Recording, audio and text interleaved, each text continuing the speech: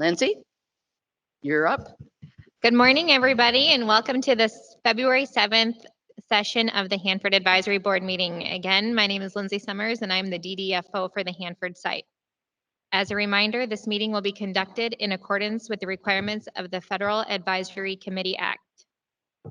I'd like to remind everyone to assume noble intent and to adhere to your operating ground rules. I appreciate your attendance today, and I look forward to the robust meeting. Thank you. Good morning, everyone. Welcome to day 2.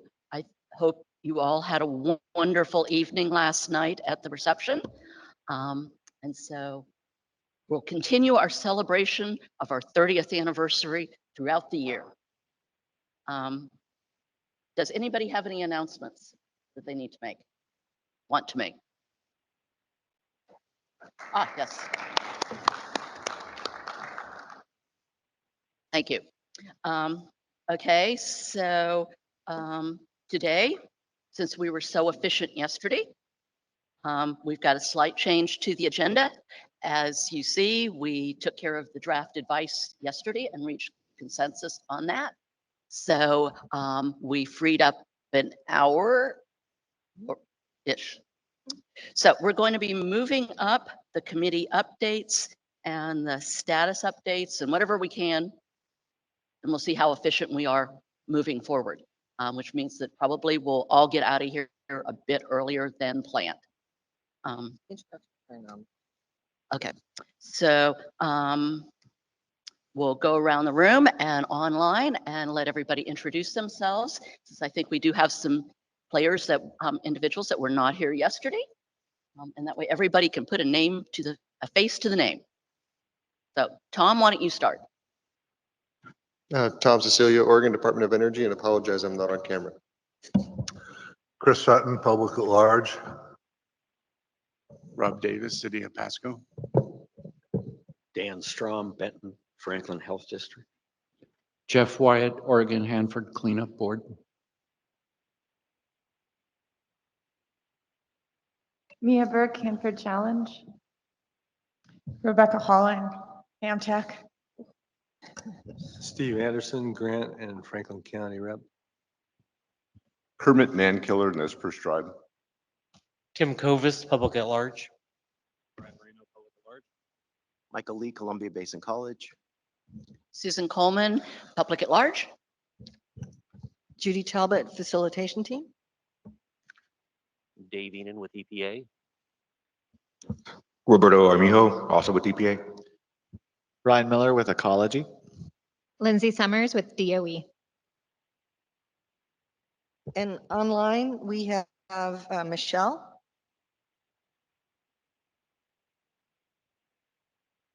Feel free. Michelle Holt with the Benton Franklin Council of Government.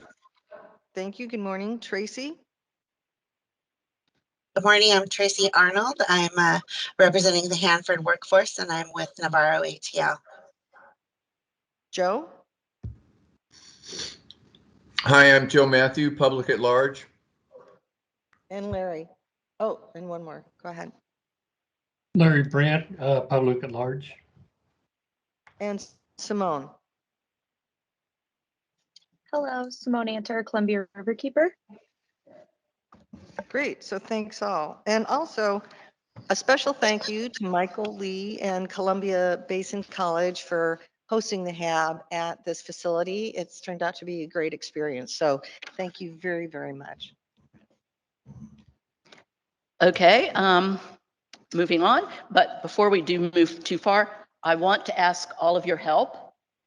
Yesterday, it was brought to my attention after the meeting that we skipped the agency perspectives in the advice section, asking for so we skipped it on the agenda.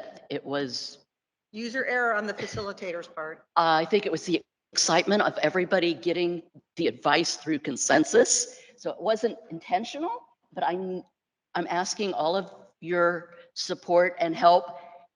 If we skip, it looks like we're skipping something, say something. There is no malicious intent. As Lindsay says, assume honorable intent. Let's look out for each other. So, thank you. And now I will turn it over to Judy for logistics. All right, so just a quick refresh again, in the highly unlikely event of an evacuation, those 4 doors lead directly outside and we would meet at the plexiglass little bus enclosure. This direction, we have restrooms in the back, refreshments, coffee, cake, and cookies. Also, the coffee is toned down from the industrial strength yesterday due to requests. And if you know, I'm coming through loud and clear. Roberto really came through loud and clear, but please speak directly into the mic so that people online can hear us. And yesterday we went through the overview of the ground rules that are on all of our tables, that the purpose for the ground rules is to create a space where people can share ideas, get feedback, and also have space to change their opinion if they hear things that more information that gives them a fuller picture. So to that end, we ask people to listen carefully, speak to promote clarity, to reduce disruptions. If we could please turn our electronic devices to silent. And if there are any side conversations needed, please step outside and then just be respectful of the guidance here. So thanks all. And with that, I believe that we're going to turn to committee reports. We're turning over to committee reports. I'm going to work my way around the table. Tom, you want to lead off with Carm? Hi, everybody. So the Cleanup and Risk Mitigation Committee met last month and had some briefings on groundwater and transuranic waste. All that information is available on the website and the video is available. We are also meeting next month for a half day on the 5th.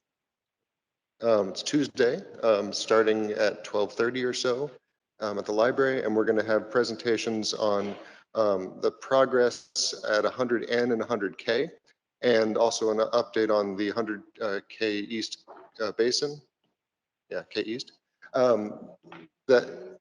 It's K West, sorry, K West Basin. K East is already done. It's early, I haven't had my coffee. And we're also going to get a regulator update to just check in on some projects that we haven't heard from in a while. And the answer might be check back in a couple of years, but we'll at least check in. We are also having a issue manager team meeting next week sometime for the transuranic advice. So stay tuned if you're on that IM team.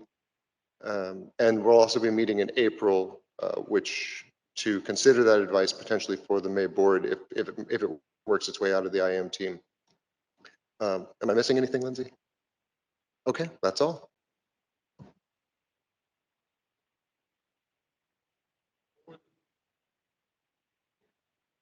So Tuesday the 5th from 12:30 till we're done 4:30-ish, 4:15, 4:30, unless we finish early. Good morning. We had a pretty good, so over the last month of December and November, I assembled a list of items that we want to hear at our tank waste committee meeting or twist meeting now. Now we can check a couple off the box that we had asked. One is last month on the 6th of January, we had a meeting with the committee, and Eric Nelson and Jason Gunter presented the discussion on the tank farm integrity program and some of the activities that they're doing there. There were several questions that we had asked that remained to be, and they said that they were looking into it and other things. But one was, of course, we had specifically addressed the issues of that had been reported in previous about the spalling of concrete, the exposed reinforcement bars and their corrosion, and the under deposit corrosion on the vessel bottoms. We did get an answer on the vessel bottoms. They now confirmed that those are just singular pits. They're not cracks along the welds, which was a relief for the integrity. The other, the spalling of the concrete, the Is it too close? Fine, yeah. Thank you. They will be looking into it in future inspections. They don't have an answer for whether or not the meeting previous, we had a discussion on barriers, which talked about putting asphaltic type barriers over the top of the tanks to prevent ingress of water, to make the whatever is in the ground not really move or mobile. And so, but in so doing, they were running heavy equipment over the top of the tanks. And so the question came from one of the members that did that affect any of what we see in the inspections? Those vessels are scheduled for inspections in the future, and so we should know that. So anyway, that was a real good discussion. They have some new equipment they're using. One is a laser interferometer, which allows non-destructive imaging on the inside of the vessel. And they're doing a real good job on that. So we have a next meeting is coming up on March the 6th. We're going to have a briefing of the DF law. And of course, is one of the lists that we have on there. A lot of the exciting things happening with the melter. And hopefully we'll learn about the plans to start up the second melter and start its test program. And then we also have requested in a number of our requests, we've always asked about the leak response plan and the System 10 planning document. And so next meeting, we're going to get about 75 minutes allotted to presentations on the system plan 10. And so that is published, that is out there. You can look it up. You know, if there's an area of interest that you want to discuss, feel free, bring it up. Let's talk about it. It's quite detailed.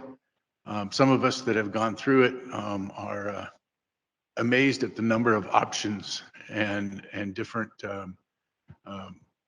you know, different numbers. Anyway, so that's next meeting. And the next meeting, we're also going to end up having elections for the chair of this committee, as well as the vice chair.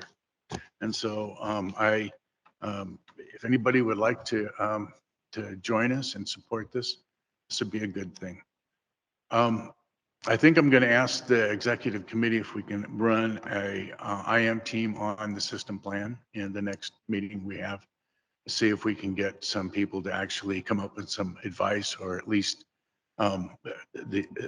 what our preferred options are, possibly.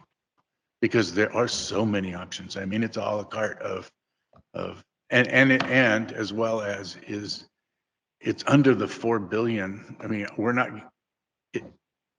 the projection for operation or needs next year is going to be 4 billion, and we're not going to get the 4 billion. So there's always going to be some give and take in any of this stuff. All right, thank you. Becky?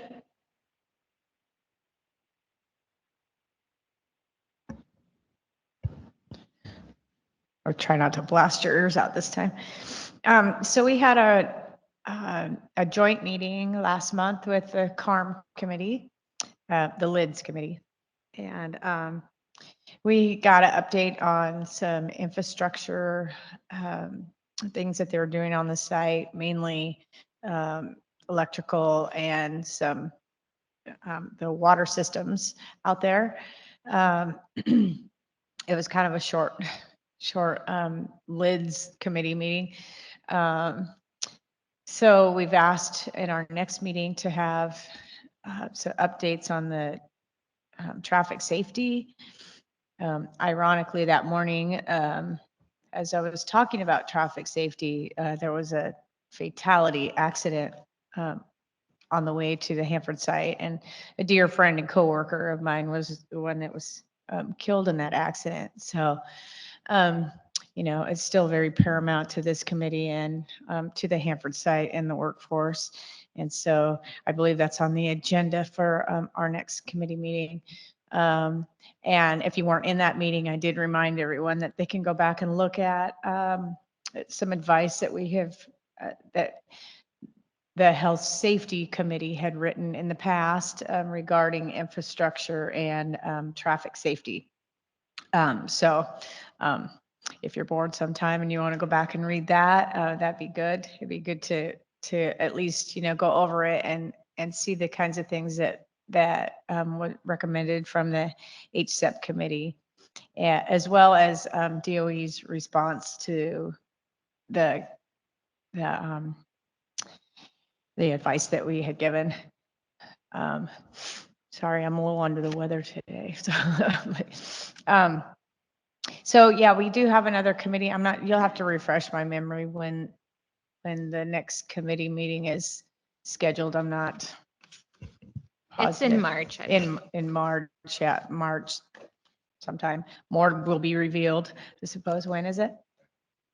The 6th, the 5th or 6th? No, Okay. it's the 5th. Okay, it's March 5th. All right. So yeah, we invite everybody to come to that and hope to see more people attend that meeting. It should be very informative. And we as well are going to have our elections, I believe, for the chair and the vice chair of the LIDS committee. So if anybody's willing or able or has a burning desire to be on the leadership team, let someone know and get yourself nominated. Thank you. Pam? Thank you. I asked Josh to make some copies of a document that was put out by Department of Energy headquarters, which identifies the calendar year 24 mission priorities for the whole complex.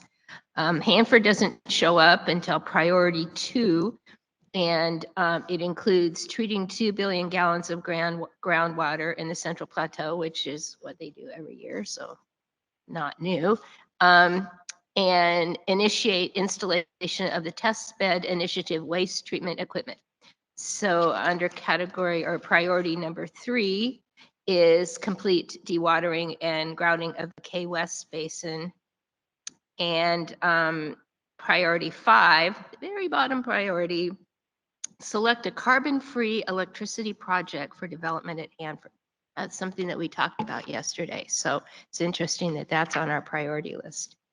So in my report about what's going on around the complex, there was quite a bit of information about the waste isolation pilot project in the last couple of months. It is the repository for transuranic waste in New Mexico. And I'm just going to read it to you because we have just a little bit of time. But I am consolidating my 5-page report, and I've provided it electronically to Josh, and it will be in the meeting minutes if you want the rest of the details, or I have an extra copy if you want one. Okay, so just before the new year, there was a ribbon cutting at the waste isolation pilot plant, which I'll continue to refer to as WIP. At the event, a multi-ton mechanical mining machine clawed through a ceremonial ribbon and began cutting a new disposal panel out of a 250 million year old layer of salt beneath the New Mexico desert. It is the first time in a decade that crews have started mining a new disposal panel at the nation's only deep geologic repository for transuranic waste. New panel 11 is the first of 2 waste emplacement panels approved earlier this year by the New Mexico Environment Department as part of a 10-year extension of WIP's operating permit. The new panel does not represent an increase in the scope for WIP. The waste to be emplaced in panel 11 is within the original congressional volume limits established for waste repository. The creation of the new panels allows safe and compliant emplacement of waste to continue from generator sites, including Hanford, throughout the United States. So we've had some rumors shared in the HAB that that New Mexico might not issue the permit extension, and questions about whether or not the capacity at WIP would accommodate additional waste. And so you've just got the answers. The process of mining a panel, I think this was interesting. Located 26 miles outside of Carlsbad, WIP permanently isolates defense-generated waste 2,150 feet underground in panels mined out of ancient salt formations. They've been disposing waste there since 1999. Approximately 120,000 tons of salt rock is mined to create a panel, which consists of 7 rooms. Each room measures 300 feet by 33 by 14 feet high. It takes about 2 years to cut and outfit a panel. Workers are currently emplacing waste into panel 8. Panel 8's first room, 7, has been filled, and emplacement activities have now room to 6. So they start at the back and fill in waste as they move forward and close the panel as they move forward. Let's see, panel 11 is connected to the rest of WIP by new pathways that stretch nearly half a mile from the existing mine to the west, connecting not only new panels, but a new intake shaft key to the increased ventilation of the underground. Mining crews use a mammoth-sized, highly efficient, continuous miner that cuts into the salt rock with a rotating drum, which can be elevated. Standing behind this cutting head, an operator remotely controls the machine, which has the capacity to generate 10 tons of salt per minute. Gathering arms move the salt onto a belt that can carry it to a truck for use elsewhere in the underground, or to a hoist that takes it to the surface. Mining at WIP is timed so that a panel is only ready when it is needed for waste emplacement. This is because the natural movement of salt causes mined openings to close. In fact, panels are mined slightly larger than the desired size to account for this closure. This is salt rock behavior, and it will eventually permanently encapsulate the waste. So basically, you've got a tunnel, and the roof collapses on top of the waste and encapsulates it. And they continue, once they've dug these panels, they put bolts in the ceiling to keep it up until they're ready to emplace waste. I had an opportunity to tour WIP before waste was placed there, and it is a very interesting tour. Okay, so this was the best shipment year for WIP in 10 years. So that's really good news for the whole country. In 2023, they received 489 waste shipments from generator sites throughout the country, compared to 272 in 2022. Several factors enabled the increased coordination with generator sites, more transportation support and mobile loading unit teams at generator sites. WIP sends their own people to the generating sites to oversee those operations. And WIP operational efficiencies gained by opening a new uncontaminated set of underground storage rooms. While legacy waste from Los Alamos remains a high priority, Los Alamos is in New Mexico, EM's Idaho National Laboratory site has traditionally been the most prolific generator, with more than 7,000 shipments so far over the course of the cleanup mission. That is because the state of Idaho has a cleanup agreement with the Department of Energy. Waste from 3 Mile Island was sent to Idaho, as well as the spent fuel from the Navy. So at one point in time, the governor almost literally laid down across the railroad tracks and said, "You will take our waste first." And that has been the case, and that is one of the reasons Hanford is in line, and not too soon, frankly. Okay, and this is a fun story because this is one of our own. EM recently announced the reassignment of Eric Oles from EM's communication director to Oak Ridge site deputy manager.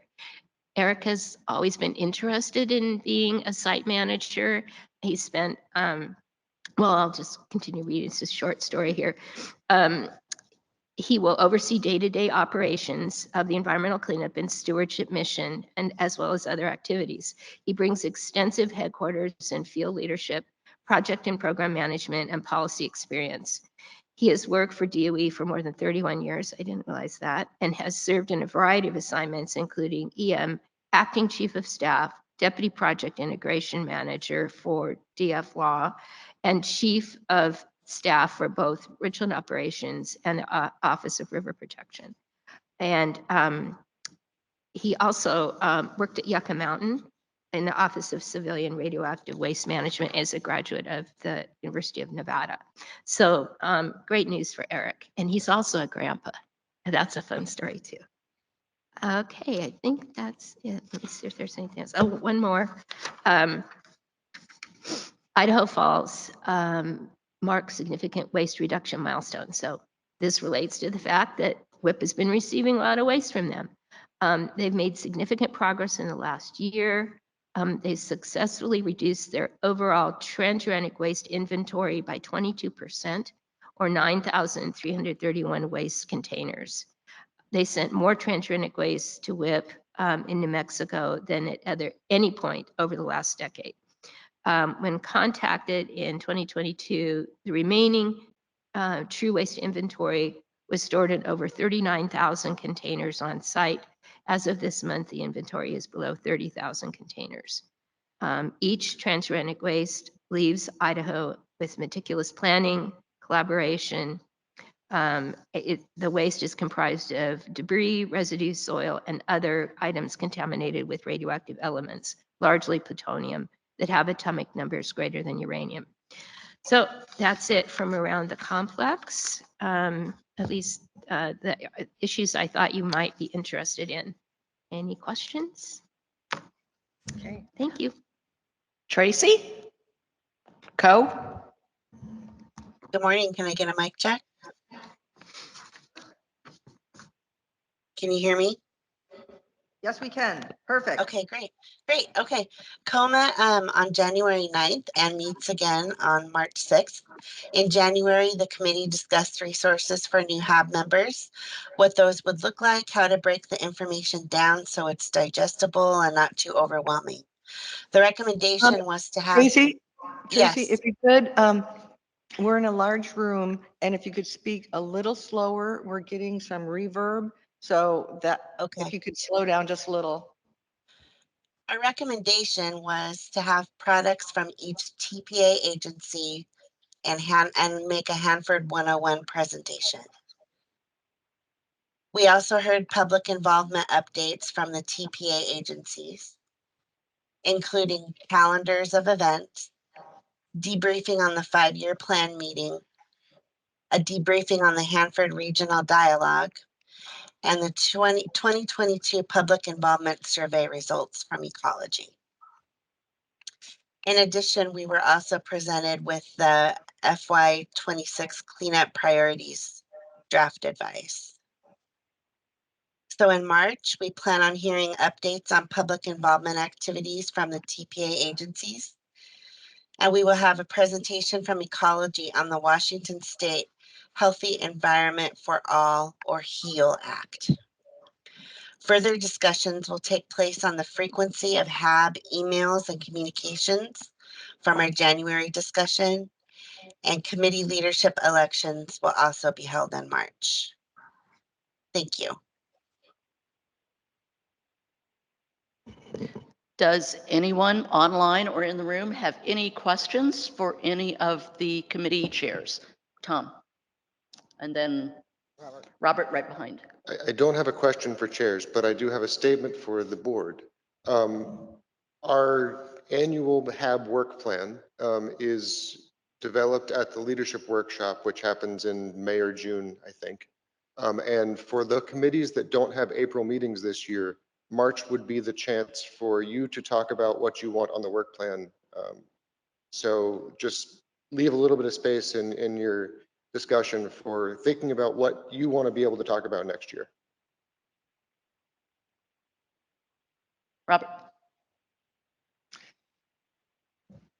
Yeah, I guess this is a question for Tom. You kind of used a value statement about. Okay, I don't know if this thing works. Series of options. And so I'm kind of interested in the criteria on how a particular option is made. And the reason why I say this is, sadly, somewhere along the line, I got involved in statistical analysis and something called p-hacking that you can create what you want to create by making decisions on data sets that you use. So one question is transparency. Are you allowed to see the basis for the different decisions? And who is analyzing the data that you're being given, if at all? And so, it's a cautionary tale, because I see people make bad decisions all the time based on people who had an interest with a particular decision, right? And so that's a concern as a citizen that I have. Don't know what the right answer is, but I would be interested in how that process and how is that final decision made? Is it a statistical perspective based on greatest need, cost?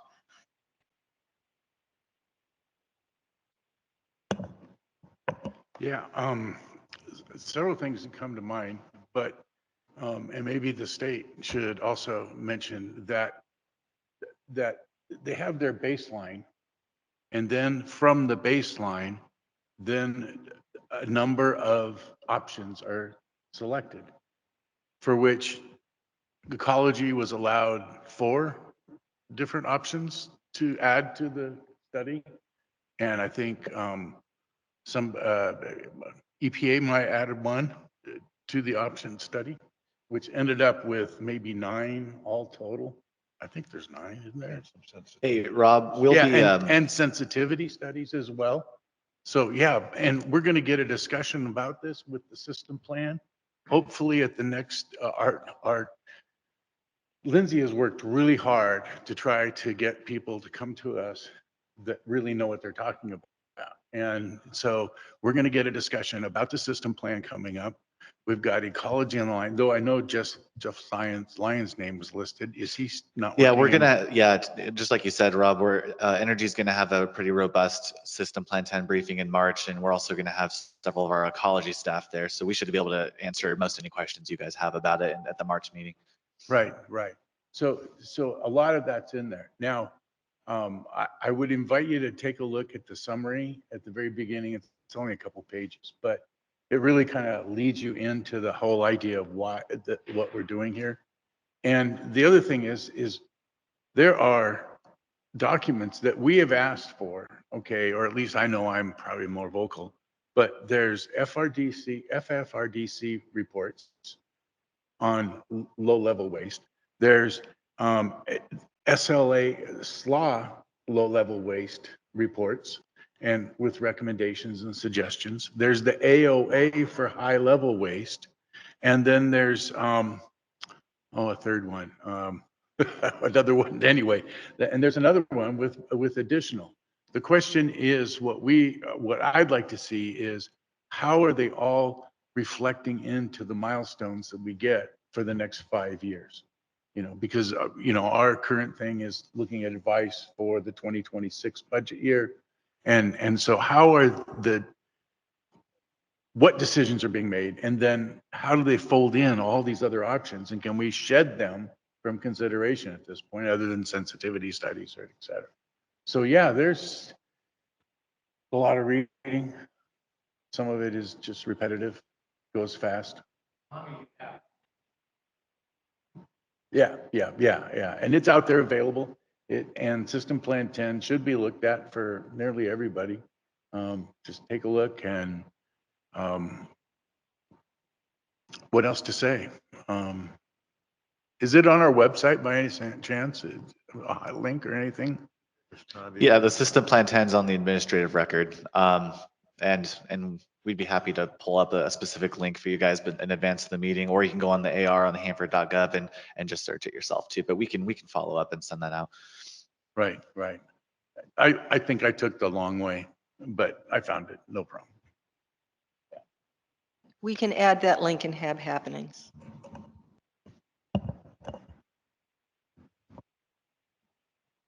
Anyone else? Anyone online?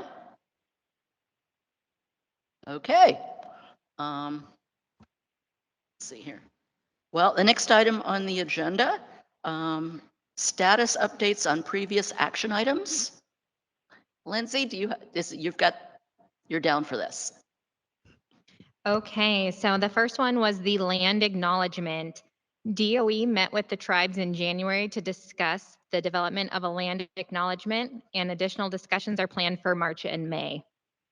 So that's where we're at with that one. And the second one is HAB alternates. So due to COVID and virtual meeting protocols, participation at full board meetings took a different form over the past few years. Now that we are back to in-person meetings with a hybrid component, the TPA agencies are in agreement to return to each seat having one representative speak on behalf of their organization at full board meetings. Having one voice for each constituency ensures we are providing equal opportunity to every seat around the table. We encourage you as a primary member or alternate member to continue to collaborate with one another to ensure the viewpoint of your constituency is shared. The TPA agencies are continuing discussions on other areas of HAB primary and alternate member participation and will continue to share progress and engage with the board.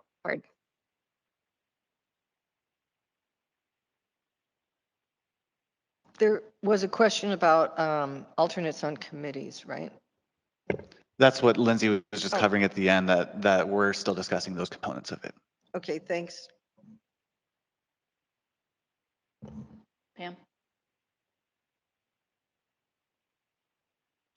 So Lindsay, in this realm of land acknowledgement, which is primarily focused on the tribes, I asked if we can also acknowledge the people who were living at Hanford, whose farms were taken, and respect the impact on those families. Has there been any conversation about that? Sorry, microphone issues. I didn't get an update on that portion from Karen Lutz, but I will follow up with Karen. She's out of the office this week, but I will follow up and touch base with the board at the next meeting. Tom? I was just asking about the operating ground rules and if there's any update from headquarters of expected timeline on those. So they're still being reviewed by general counsel, and as soon as I have an update, I will provide it to the board. I don't have an update from Kelly Snyder at this time. Mia? I have two questions. The first is how, are we returning to people, if the primary and the alternate member are in attendance in person at the board meeting, the primary member can sit at the table, but if the alternate wants to speak, the primary member gets up from the table physically and the alternate member replaces them in order to speak. Is that, I'm just trying to clarify that.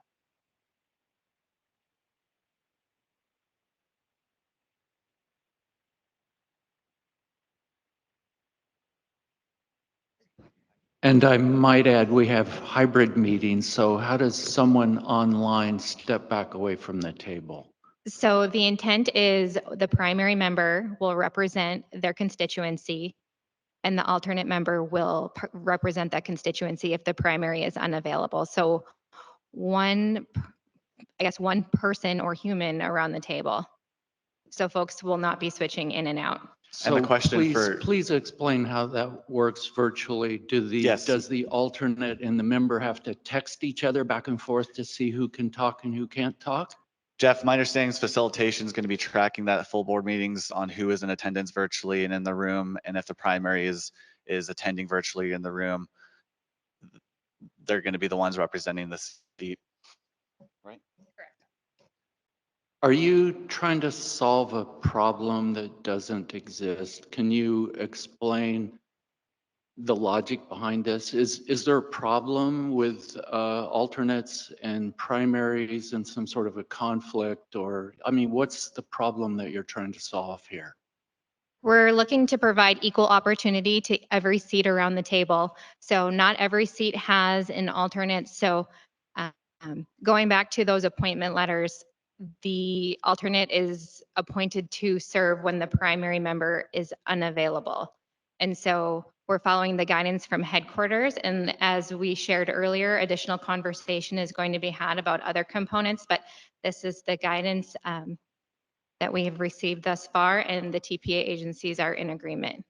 So there is an equality problem around the table. Could you elaborate on that? Can you help me understand That was a term you used. You said equality? We two- want to make sure one voice for each constituency. And that's not happening now. I noticed that we were having multiple voices for one constituency at previous board meetings. And so to ensure we have that equity across the board, one person will be representing each constituency. Okay, I personally have not observed that. Can I get back? So, yep. So I just want to make sure it's really clear. You said one person at the table per seat. So are we doing switching out or no? We are not. If the primary member is in attendance, the primary member will speak on behalf of their constituency. Okay. And second question, since committee elections are in a month from now, and I know you all are still in discussions about this, but when are we going to find out? Because it's a short timeline. Yeah, as time is of the essence, and we do understand that, our conversations are anticipated to continue next week. The answer is as soon as possible, Lindsay. Our goal is to have everything kind of figured out to engage with the board at this meeting, but we just didn't get there yet. Tom? So I just want to be clear, this is a change from what we did pre-COVID. You said you wanted to get back to where we were. What had historically happened was each seat had a spot at the table, and if an alternate was in the room, they would coordinate with their primary to vacate. The primary would leave and be unavailable from being at the table, and the alternate would come from the public gallery and sit and have, so it would be coordination between the primary and the alternate. That's that's different from what you're saying we're doing now. And I just want to make sure that it's not reported as going back to where we were before COVID, because it's not. So it's evolved, correct?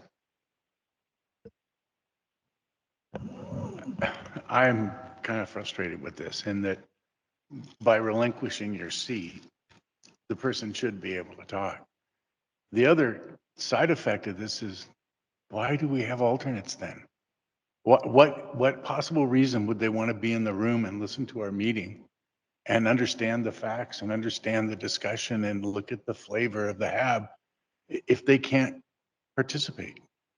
And really, I don't know that we and our alternates are all such simpatico people that we would be talking that much to each other. So I don't know. I think you're going to just destroy the entire concept of an alternate if we end up implementing it such that the alternates have no voice.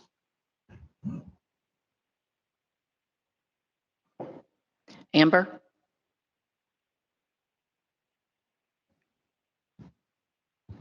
There we go.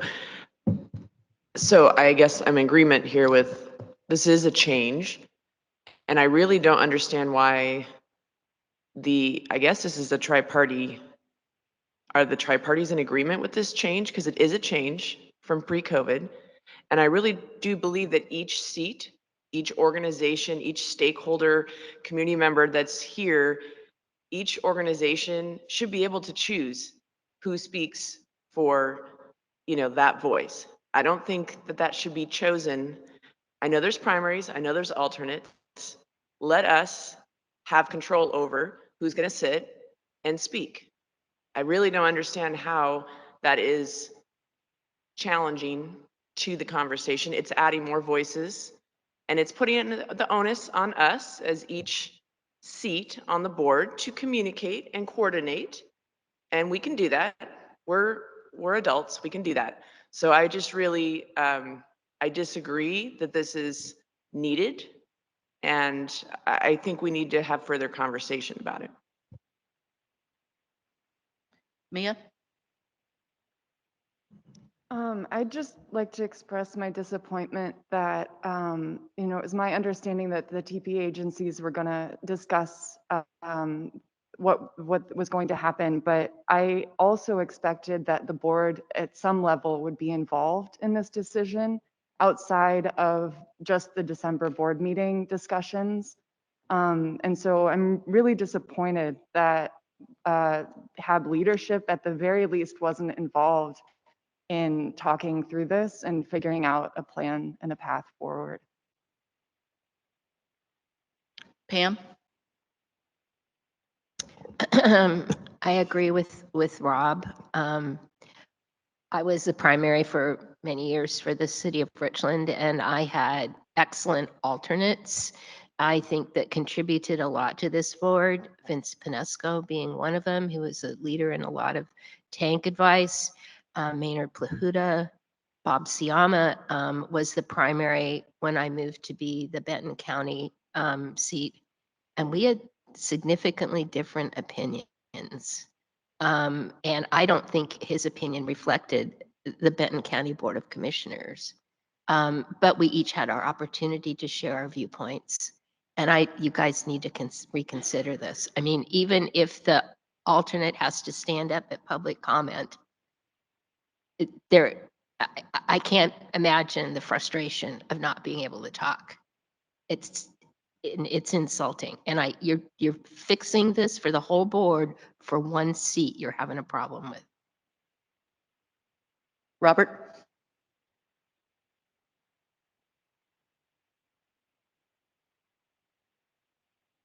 Wow.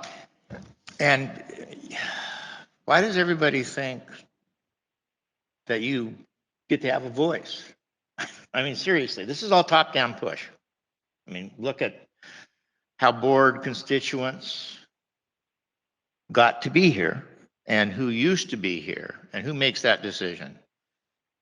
The ground rules used to be created by the organization within the parameters of a presidential advisory board, all right? My observation in the last several years, it's a top-down push to, peasant, you don't speak and you don't get to control the language and the dialogue. We, whoever we might be, we'll just say top-down, get to do that. And so this is not a bug. This is a feature, depending on how you want to look at things. And I won't say I'm a rabble rouser, but you don't have to be blind to observe what goes on in board meetings. And if you see something, you got to ask yourself, well, why? And who's making the push? And if you can put those two concepts together, you can kind of figure out how this stuff works. So don't be blind. And again, I'm not here to throw brick, but I'll tell you what, either it's an independent board or it is not, because I think that was the basis for its creation, to have public participation. I mean, you made some good comments, 6 weeks ago, whenever we had our meeting, in regards to, I think it was Wagner who made the comments about what the role of the board was. Well, it certainly isn't the case today. So what's changed? And so I don't know how to fix it. I do appreciate the comment. If it ain't broke, why fix it? Well, because somebody wants to fix it and limit not only who the constituency is, but who gets to speak. That's just another flip the coin over perspective. And I'm not here to make a judgment. I mean, there could be well-intended reasons for that, but that doesn't mean we have to be blind about things either. At least I always like to think we should keep our eyes open about the discussion points that we have the opportunity to discuss. Just a comment.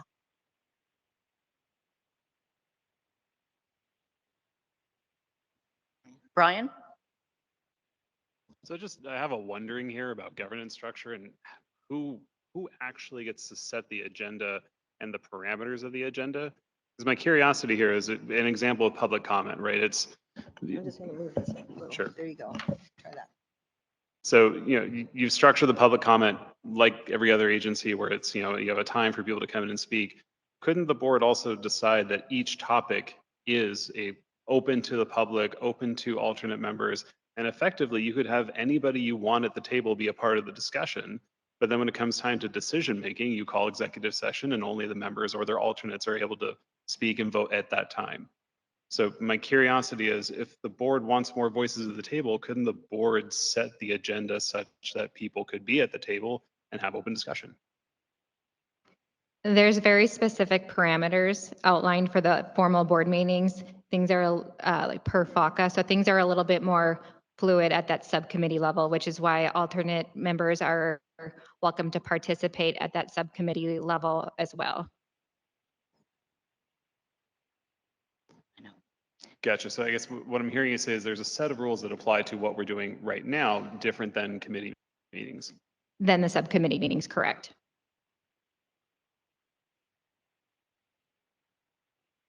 Thank you.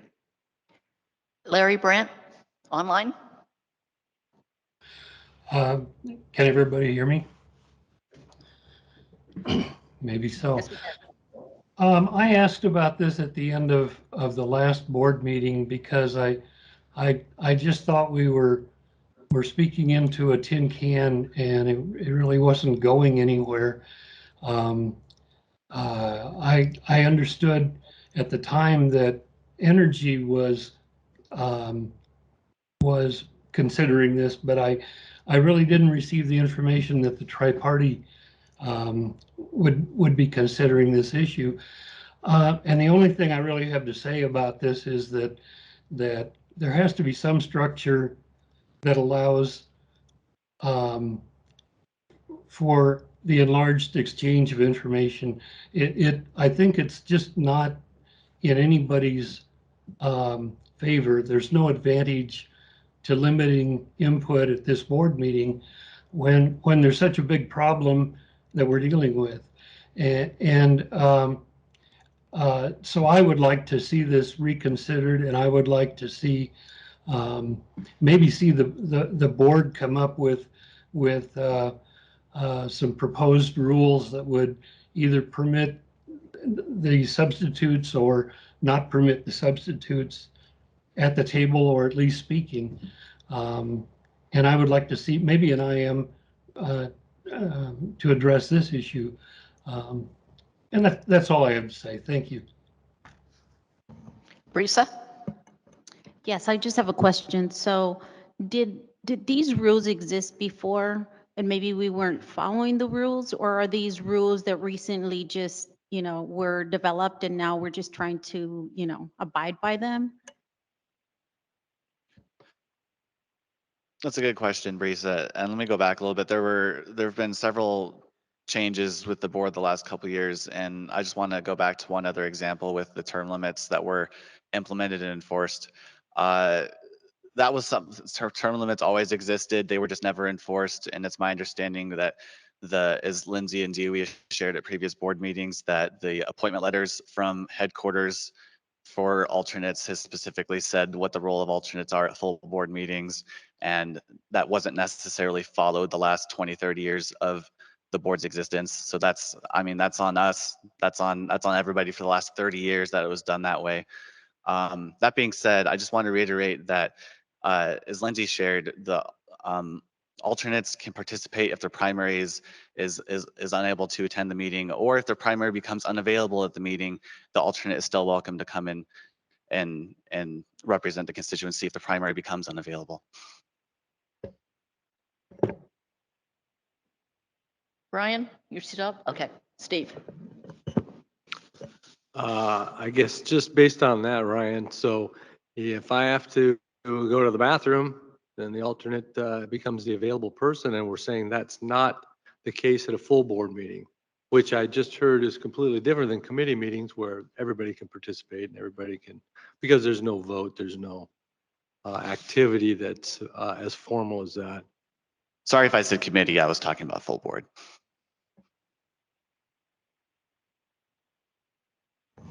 Yeah, I think as soon as you start limiting participation, you're kind of going against what we're here for. Tom? So I would like to ask the facilitation team to make cards that fit into our table tent that say unavailable. I would like to ask the board to please operate with integrity.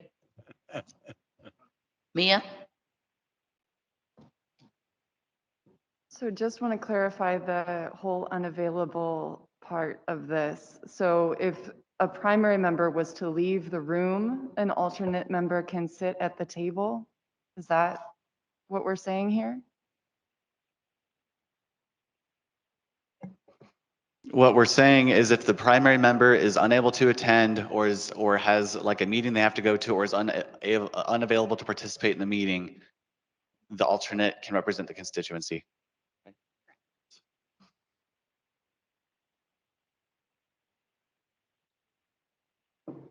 Rob? So I step out of the hallway, the alternate comes in, does his thing. I guess I don't get to hear what they say. I mean, it just seems like we're kind of doing things the opposite of what we should. That's all.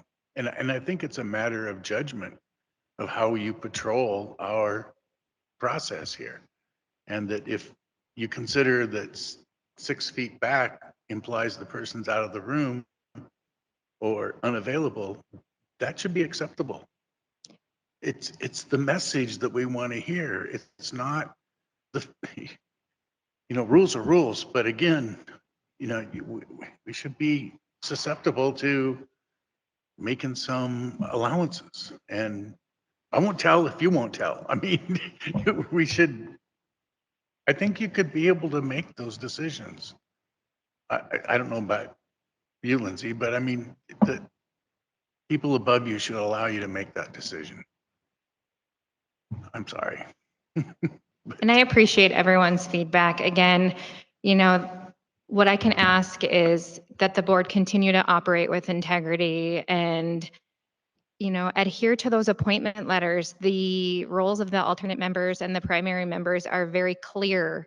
And I think that, if one constituency has multiple opinions of their member and alternate member, then we have multiple voices sharing something like, potentially conflicting information when they should be sharing the opinion of that constituency. And that's where things can become problematic. And so again, we ask that you talk to one another, collaborate, have those conversations, continue to share information with your constituency.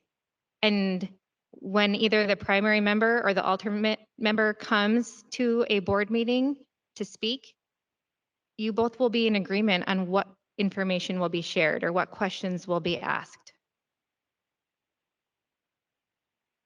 Jeff, you were up and then you were down, now you're back up.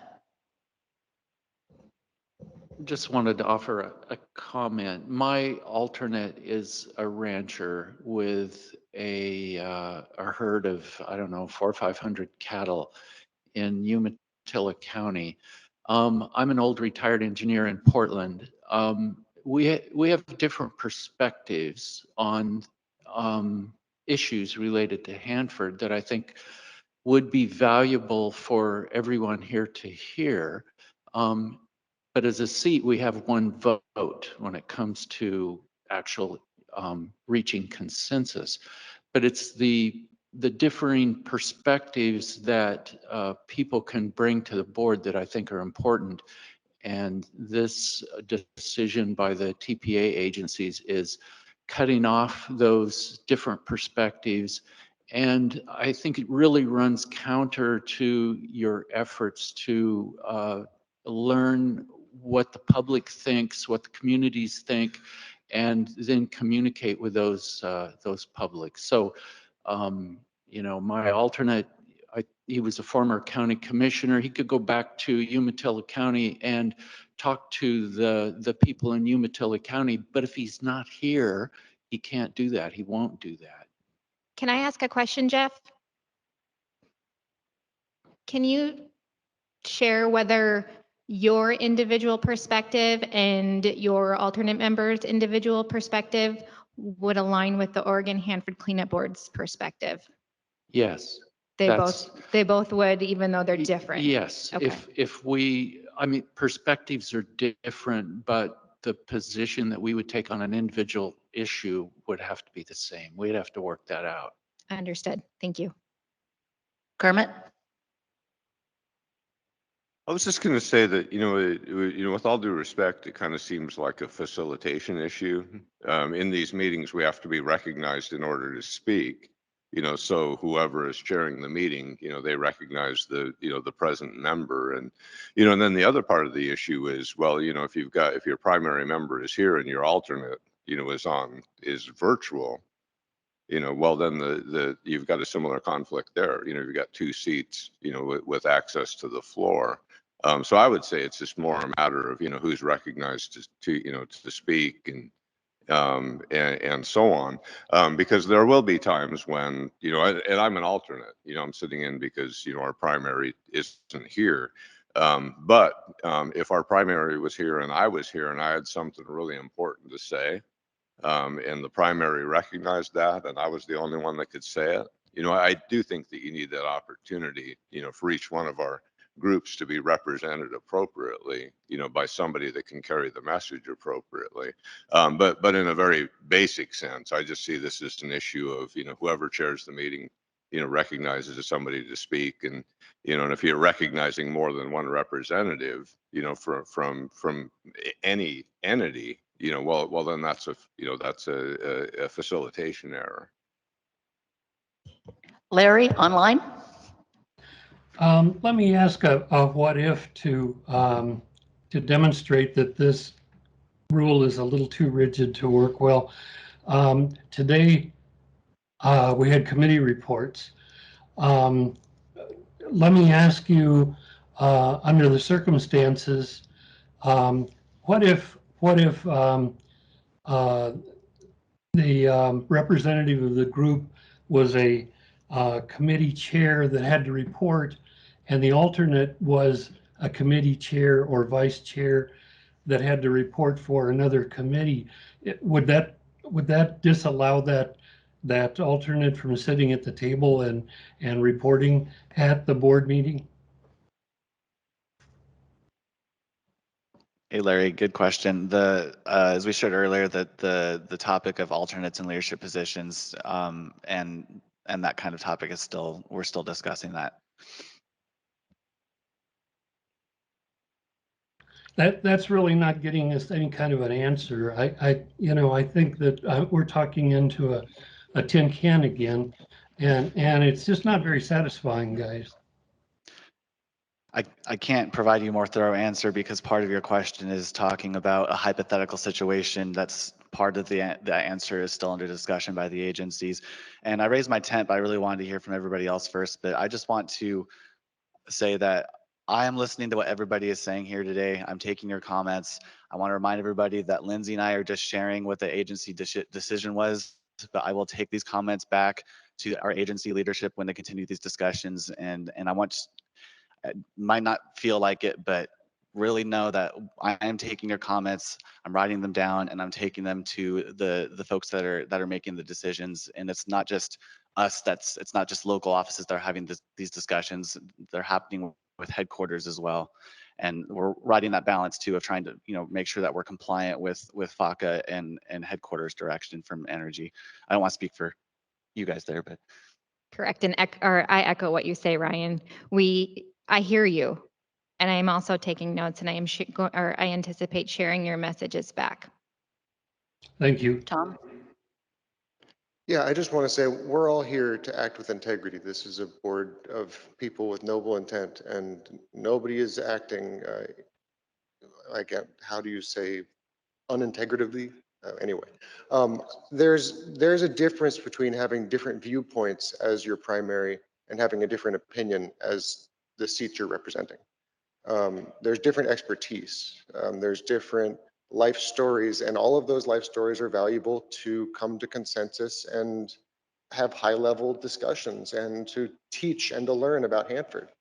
I think you mentioned in the appointment letters, it's very clear what the appointment letter for an alternate says, that you can serve when the primary is not available. That is not clear. My definition of available is different than apparently what DOE is interpreting that as.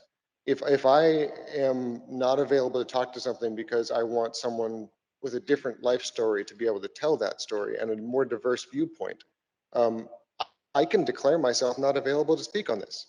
I'm a little verklempt, I can't speak. I'm not available. That's different. So I think the understanding of what available means is important. So I'm asking the TPA agencies, similar to how we've asked TPA agencies to define what high-level policy advice is. It would be great if the TPA agencies could define available. Robert?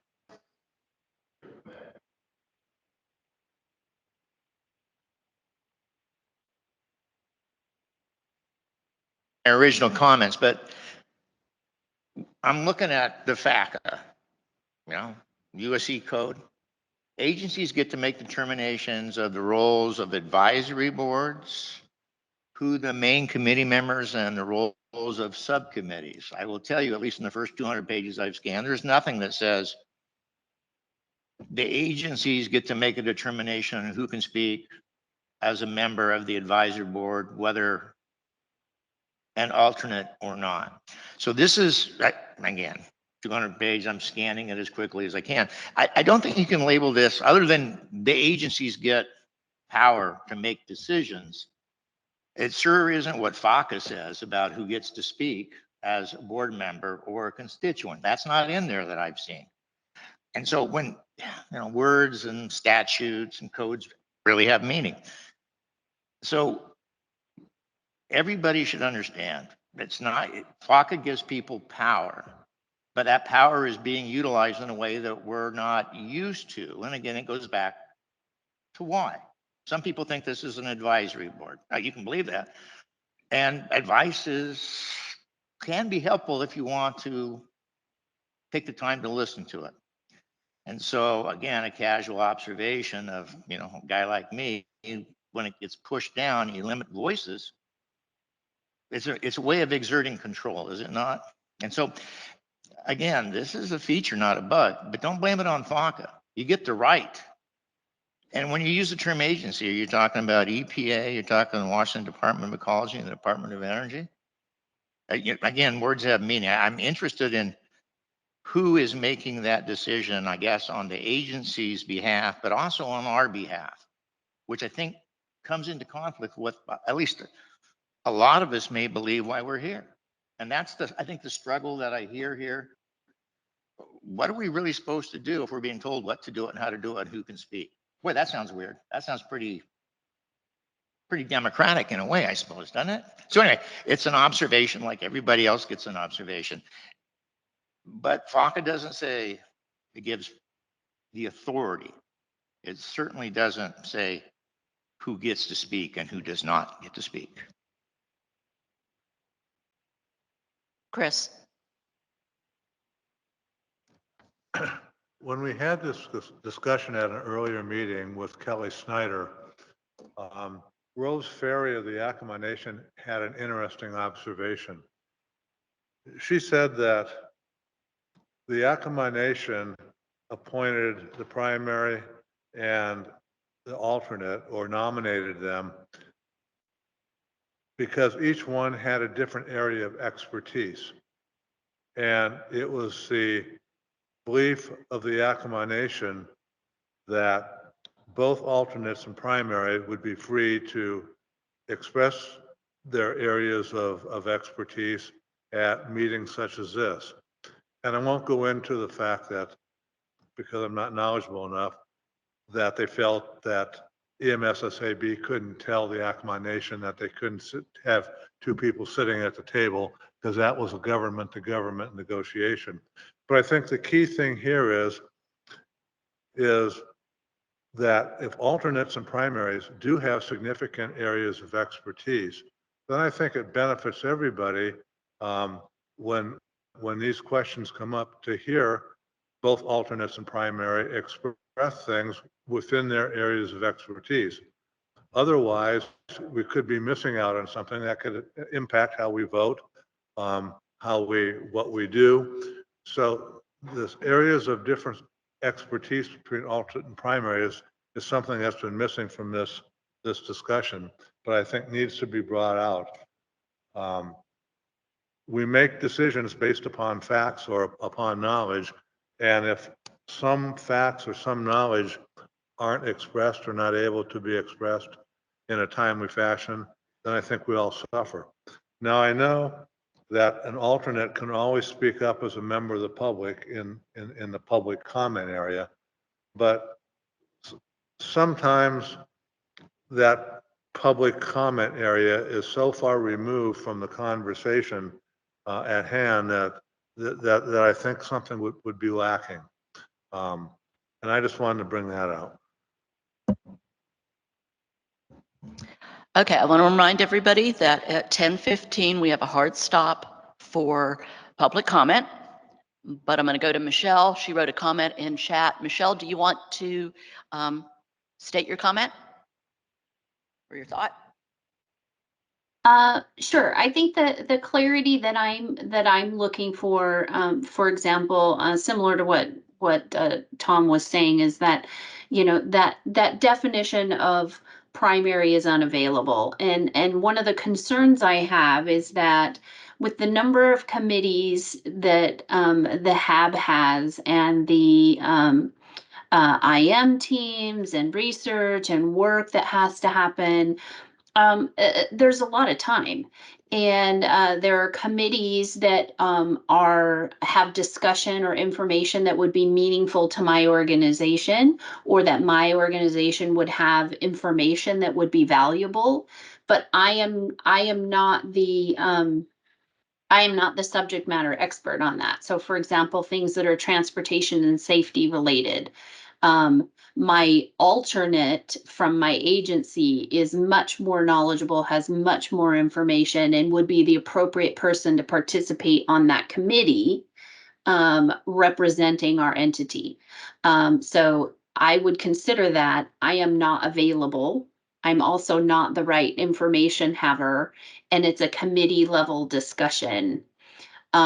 So we're not getting that duplicate voice. I'm not there and that person's not there. You know, we're getting one voice and one conduit of information from my entity. If my alternate were so inclined and the committee needed a chair or a vice chair, I would want them to be able to do that again at the committee level. I do understand that that could cause an issue with the executive committee, the EC committee. If I were chairing a committee and my alternate were chairing a committee, and now you got two people on the EC, I think there's ways to work around that. But my concern is, if we don't allow the alternates to participate in those ways or serve in those ways, we're really going to limit the amount of time and energy that agencies can put toward the HAB work. And I also think that, yes, it matters specifically when we're talking about who is claiming that voice for consensus, or if you actually had to cast a vote for something, you wouldn't want multiple, and an entity to have multiple opportunities to do that, of course. But I think there's a reasonable balance to that. Currently, our community outreach committee is chaired by Tracy Arnold. She's been doing a fantastic job. She's an alternate. I'm the vice chair of that committee, providing support, but I can tell you right now, I don't feel like I have the time to dedicate to actually chairing the committee. So by the time you take some of those alternates off the table, how much are we limiting our ability to actually be effective? That would be my 2 cents. Thank you. Okay, I've got 10:14. We have hard stop at 10:15 for public comment. Do we have anybody signed in to make public comment?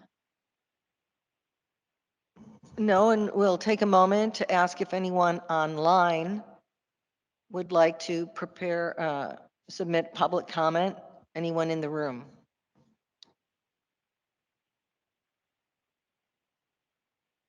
Okay, none?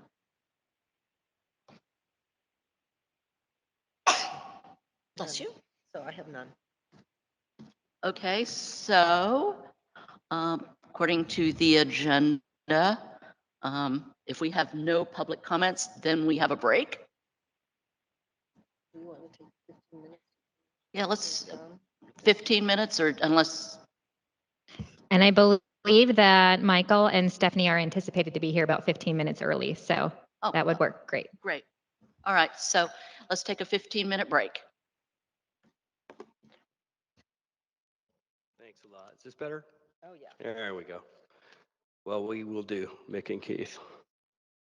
Good morning. My name is Michael Turner. I'm with HMIS. We are the TPA integrator for DOE. And this presentation that we're about to give, we've been giving for years over and over in other iterations. It's been kind of blessed by the DOE and we provide that on their behalf. So just wanted to point that out. As stated, I'm Michael Turner. I handle the ORP side of the TPA, and with me is Stephanie Brasher. She handles the RL side of the TPA and as well as the administrative record, or the SMEs, quote unquote. Next slide, please. All right, what we're going to do today is provide the Hanford Advisory Board an overview of the tri-party agreement and how it's structured, describe what enforcement authorities the EPA, ecology, and DOE have under the, EPA and ecology have under the TPA, explain the milestones, how they're structured and how they're managed. We'll show you how to read a milestone. That's helpful. We'll show how the TPA agencies conduct their negotiations and resolve their disputes. We'll show what guides TPA in public involvement activities, and we'll give you an overview of the consent decree and how it relates to the tri-party agreement. Next slide, please. The tri-party agreement, the legal name is the Hanford Federal Facility Agreement Consent Order. Of course, it's commonly known as the TPA, or the tri-party agreement. The parties, of course, as you all know, are Energy, the State Department of Ecology, and the U.S. Environmental Protection Agency. That photo down there on the right is the signing of the original TPA back in 1989, and the woman at the far right is the former governor of Washington, Christine Gregoire. A fun little trivia, I like to point that out. Next slide, please. The origins of the tri-party agreement, and this slide's kind of an overview of kind of the implementation of regulations at the site, environmental regulations. So back in 1946 and later amended in 54 was the Atomic Energy Act, and that essentially was kind of the first attempt at regulating radioactive materials on site. Moving forward 30 years, we have RCRA that's established. Right after that is CERCLA, that's been established in 1980. And then RCRA becomes applicable to Hanford in 1987. About this time, the state starts to get involved with regulation of the Hanford site and the environmental regulations therein. And they, through several negotiations, I think that lasted about 2 years, there were pretty intensive negotiations. We ended up having the tri-party agreement signed. And in between 87 and 88, Hanford's placed on the CERCLA National Priority List, or is added as a Superfund site. And then in 1992, President George Bush establishes the Federal Facility Compliance Act, and that essentially makes federal facilities under regulatory purview of the states and the federal government. Next slide, please. So the TPA, it's a legal agreement for achieving compliance with RCRA and CERCLA. It establishes the responsibilities for reporting, change management, and public involvement, serves as the interagency agreement under the CERCLA subsection 120E that I just mentioned. It serves as the RCRA consent order, providing a pathway to RCRA permitting and closure. It contains dispute resolution processes that secure certain rights and protections for DOE. Must not be interpreted using the principle, must be interpreted using the principles of contract interpretation, and must not be interpreted in a way that's inconsistent with any federal law. Next slide, please. The structure of the TPA is essentially two parts. The middle part is a letter that essentially approves the use of the TPA by the U.S. Department of Justice. The first part is the legal agreement, and that part is much more static than the action plan. The legal agreement is essentially what the signers of the TPA put down as kind of a quasi-constitution, have you say. It's a lot more, like I said, it's a lot more static. It's not changed as often as the action plan, but it is changed, like it is amenable to changes like everything else in the TPA. The action plan is the much more dynamic of the sections of the TPA. There's 14 sections and 10 dependencies, and it's the integral and enforceable part of the agreement. That contains our plans, our procedures, our schedules, and in particular, our milestones. As noted, the milestones change pretty quickly, or pretty frequently. So again, the action plan has changed quite often. And then we prescribe our TPA change control processes in the action plan itself. Next slide, please. The structure, to break down the legal agreement for you quickly, those are the parts you see, 2, 3, 4, 5. We've got the intro, and then we get into how we permit and close our TSD units and groups on site, the remedial and corrective actions that are needed under RCRA and CERCLA, integration of ecology and EPA's responsibilities, and then common provisions. Next slide. Thank you. The action plan, a little more detailed. It's got an intro, and then it describes our milestones, what the milestone, kind of major milestone categories are. It has how we identify our units, our waste units on site, classify them and prioritize them. It's how we manage our agreement is part section 4. The interface with the regulatory authorities when we have sometimes overlapping CERCLA RCRA issues. We have a section that spells out how our regulatory agencies interface. 6 is our treatment, storage, and disposal units, TSD, a term you hear quite often, how we permit those and how we categorize those. 7 is past practice processes. And those are essentially waste sites that were active prior to our enaction of RCRA and CERCLA and state hazardous waste laws. Section 8 is facility disposition processes. We have certain facilities on site that have special classifications that are going to be dealt with through CERCLA eventually, but we have a disposition process for those. 9 is how we document and record our TPA actions and how we store our records. 10 is prescribes our community relations and public involvement processes and requirements. 11 is our work schedule, work plans, associated reports. These are the reports that are that are required under the TPA. That require documents and schedules. 12 is how we change the agreement. 13 is liquid effluent treatment and disposal, which we don't do anymore. So that's one of the early successes of the TPA was eliminating the discharge of waste to the ground. And then 14 are the signatories. Do you have, just off the top of the head, this action plan, about how long is it? Pages? Oh, what would you say, Steph? It's 100, 200? Document itself currently is a little over I'm sorry. The document itself is a little over 500 pages. I would say that the bulk of the document is the action plan. Okay, so a little light reading. Yeah. Okay. Let's see, we're on action plan appendices. Next slide, please. Thank you. These are the appendices that are attached to the action plan. We've got definitions.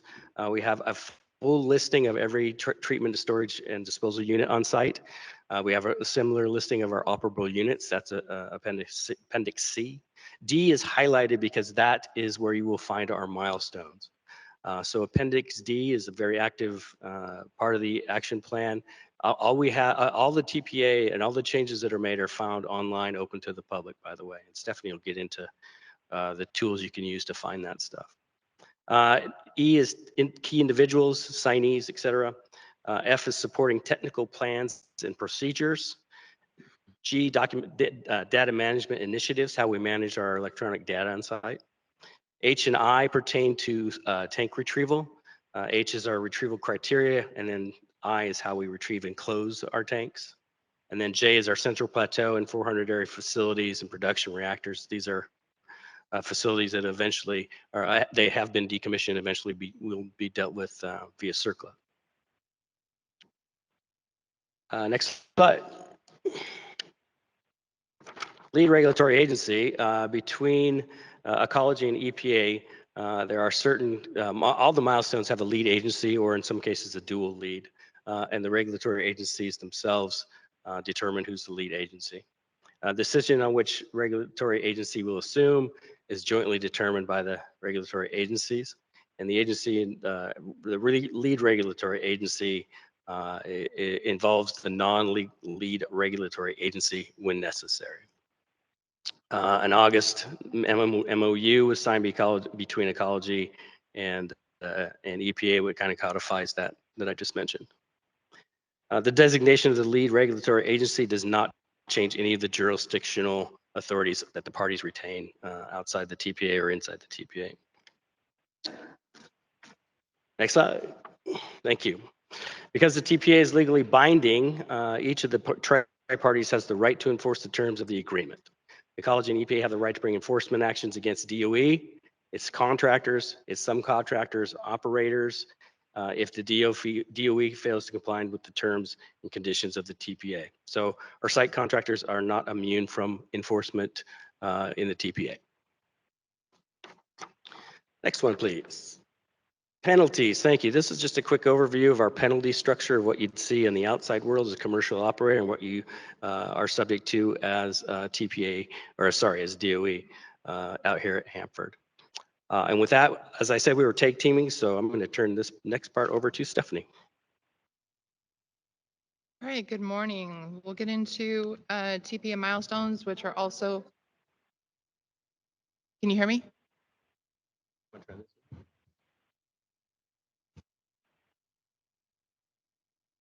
Try that. All right, can you hear me? Yes. Good morning.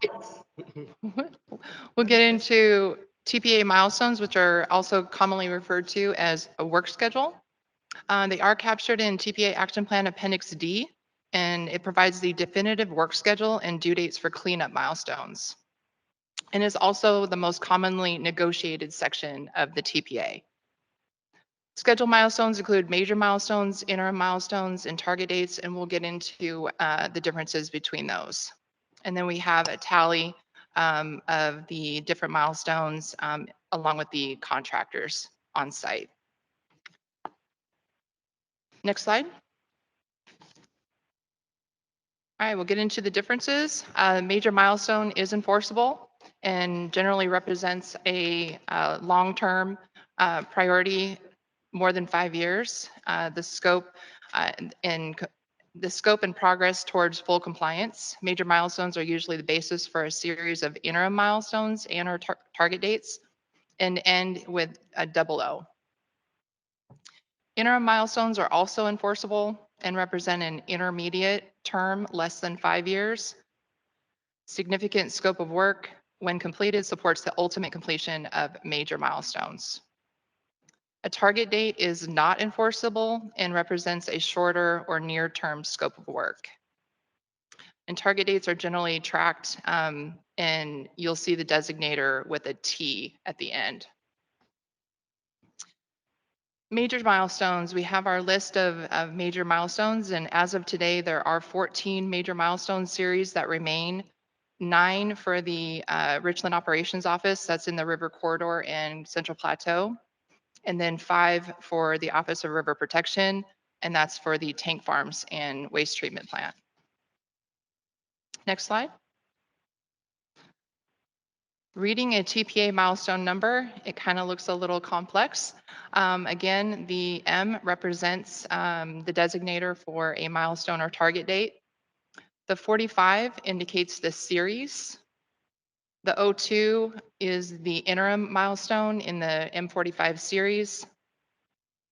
And A can represent a recurring requirement within that milestone. And again, the T represents a target date.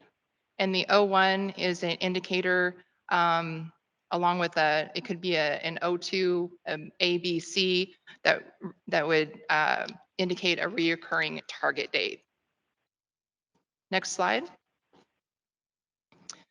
Here we have our milestone status code definitions. These are not in the action plan Appendix A in the definition of terms because milestone statuses could be subjectively interpreted. In 2007, the parties agreed on TPA milestone status definitions.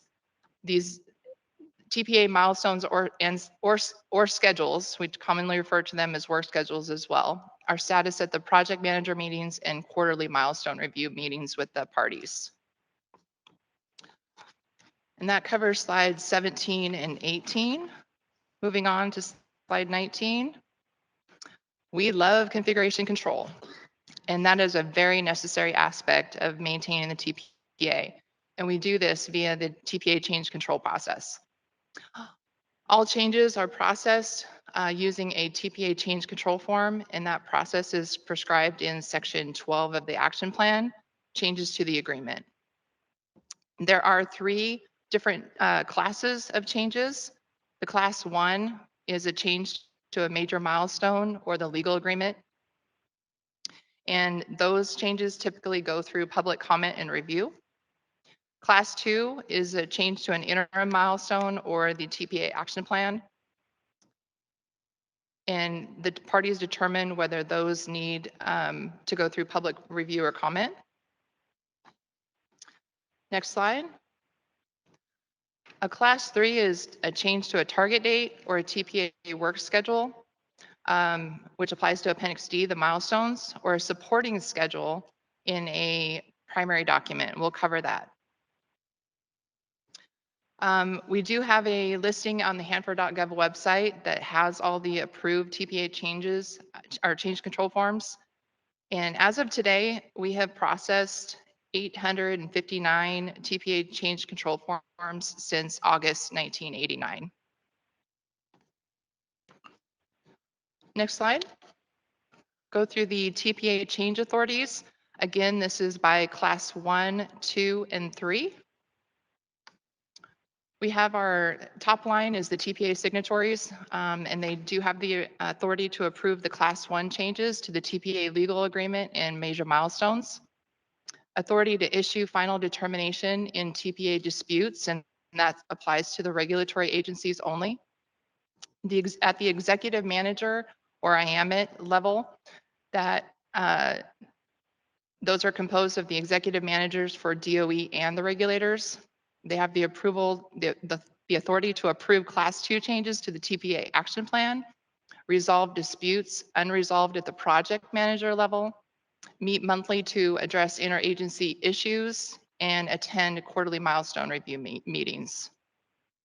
And then we go to the project manager level. There is a designated project manager from each of the parties that are assigned for every active milestone, operable unit, and treatment, storage, and disposal unit. They have the authority to approve class 3 changes to the TPA, authority to approve extensions for review or revision of primary documents, conduct project manager meetings to review progress, plans, and resolve issues regarding their assigned milestones, operable units, and treatment, storage, and disposal units. They resolve disputes, and if they're unable to resolve disputes, they elevate to the IAMIT level. Project managers also have the authority to modify primary document schedules. We'll talk about that here in a little bit. Next slide. TPA negotiations, although this process is not codified in the TPA, it has been modified, and we have been maintaining our process for several years. So I did provide examples here, and there's links to each in the administrative records so that you can see how this process works. So the parties collectively set or change milestones in a collaborative, sometimes lengthy process. Before negotiating, the parties will often issue an agreement in principle. The agreement in principle defines the scope of the negotiations. Upon the conclusion of negotiations, the parties enter into a tentative agreement, which outlines the proposed changes in draft format. Public involvement is the tentative agreement goes out to public involvement for review and comment, and the TPA prescribed public comment period is 45 days. Following public involvement activities, the parties document their agreed upon changes in a final approval package, and that includes addressing public comment. And that's where they sign the change control forms. Next slide. Notification requirements. DOE provides regulators with milestone statuses in accordance with the TPA DOE endeavors to make timely notification if a milestone is at risk of being met. In order to do that, DOE must submit, and it's by regulatory agency. With EPA, it's 107 days in advance of the milestone due date. And for ecology, it's 90 days before the milestone due date.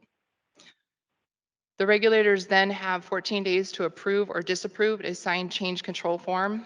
and in no action by the regulators constitutes disapproval. If the change control form is disapproved, DOE has 7 days to initiate dispute.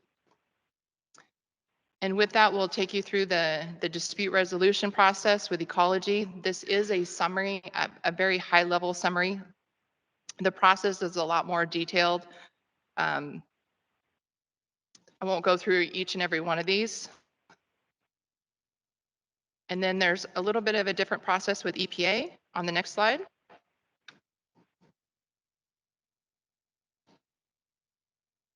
And we'll go to slide 26. Primary and secondary documents. Primary documents are captured in TPA Action Plan Section 9 and provide the final documentation of key data and reflect decisions on how to proceed. The primary document and review comment process is described in figure 9-1 of the action plan in Section 9 and requires approval from DOE and the lead regulatory agency to modify.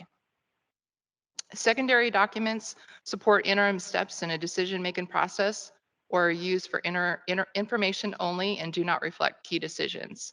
The secondary documents are captured in table 9-2 of the TPA action plan, and these are not enforceable or subject to dispute resolution. Removal action, work plans, and associated documentation are not primary documents. Next slide. Now we talk about minor changes and TPA change notices.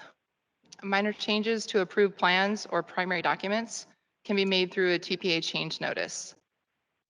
Minor changes to approved plans include specific additions, deletions, or modifications to their scopes and/or requirements that do not affect the overall intent of the plans or their schedules. It does require approval from DOE and the lead regulatory agency project manager. So that is via the Class 3 change control form. And, I'm sorry, that's a TPA change notice. However, if they were to modify a schedule in the primary document, that would be made via the Class 3 change control form. The TPA change notice process is described in section 9.3 of the action plan. Okay, I'm taking back over and we are on slide 28. Thank you. As many of you know, the Office of River Protection is also under a consent decree. The consent decree is different than the tri-party agreement, and I'm going to kind of explain what those differences are here. Consent decrees are agreements or settlements issued by the courts who retain control and enforcement authority. If a consent decree requirement is violated or if a change is necessary, the court must take action. So that in itself is different than the TPA because we handle things between the parties here with the TPA. Conversely, the TPA is a consent order, as I was just mentioning.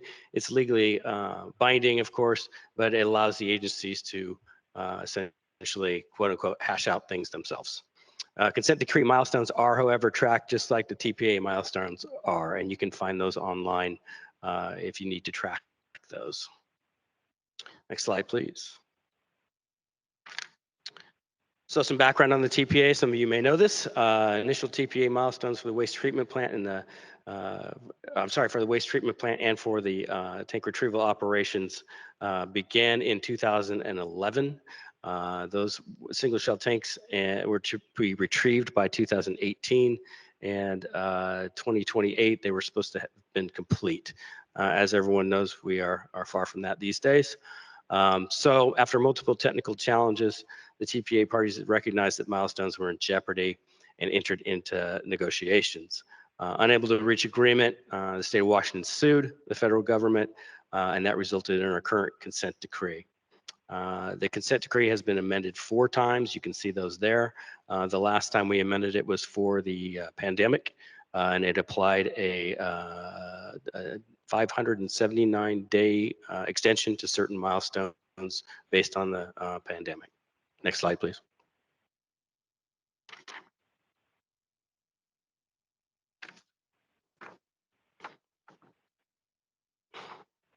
Sorry, lost my place.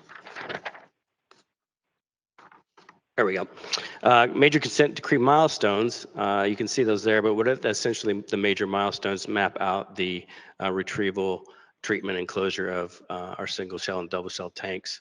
The first milestone you see up there, retrieve at least 5 single shell tanks by January of 2023. That was completed back in 2022. Let's see, the low activity waste startup cold commissioning, low activity waste hot facility commissioning, retrieve all CD affected single shell tanks, and initiate hot start of the pretreatment and waste treatment facilities. So again, kind of the tank waste mission. Next slide, please. The consent decree differs slightly from the TPA in its reporting requirements.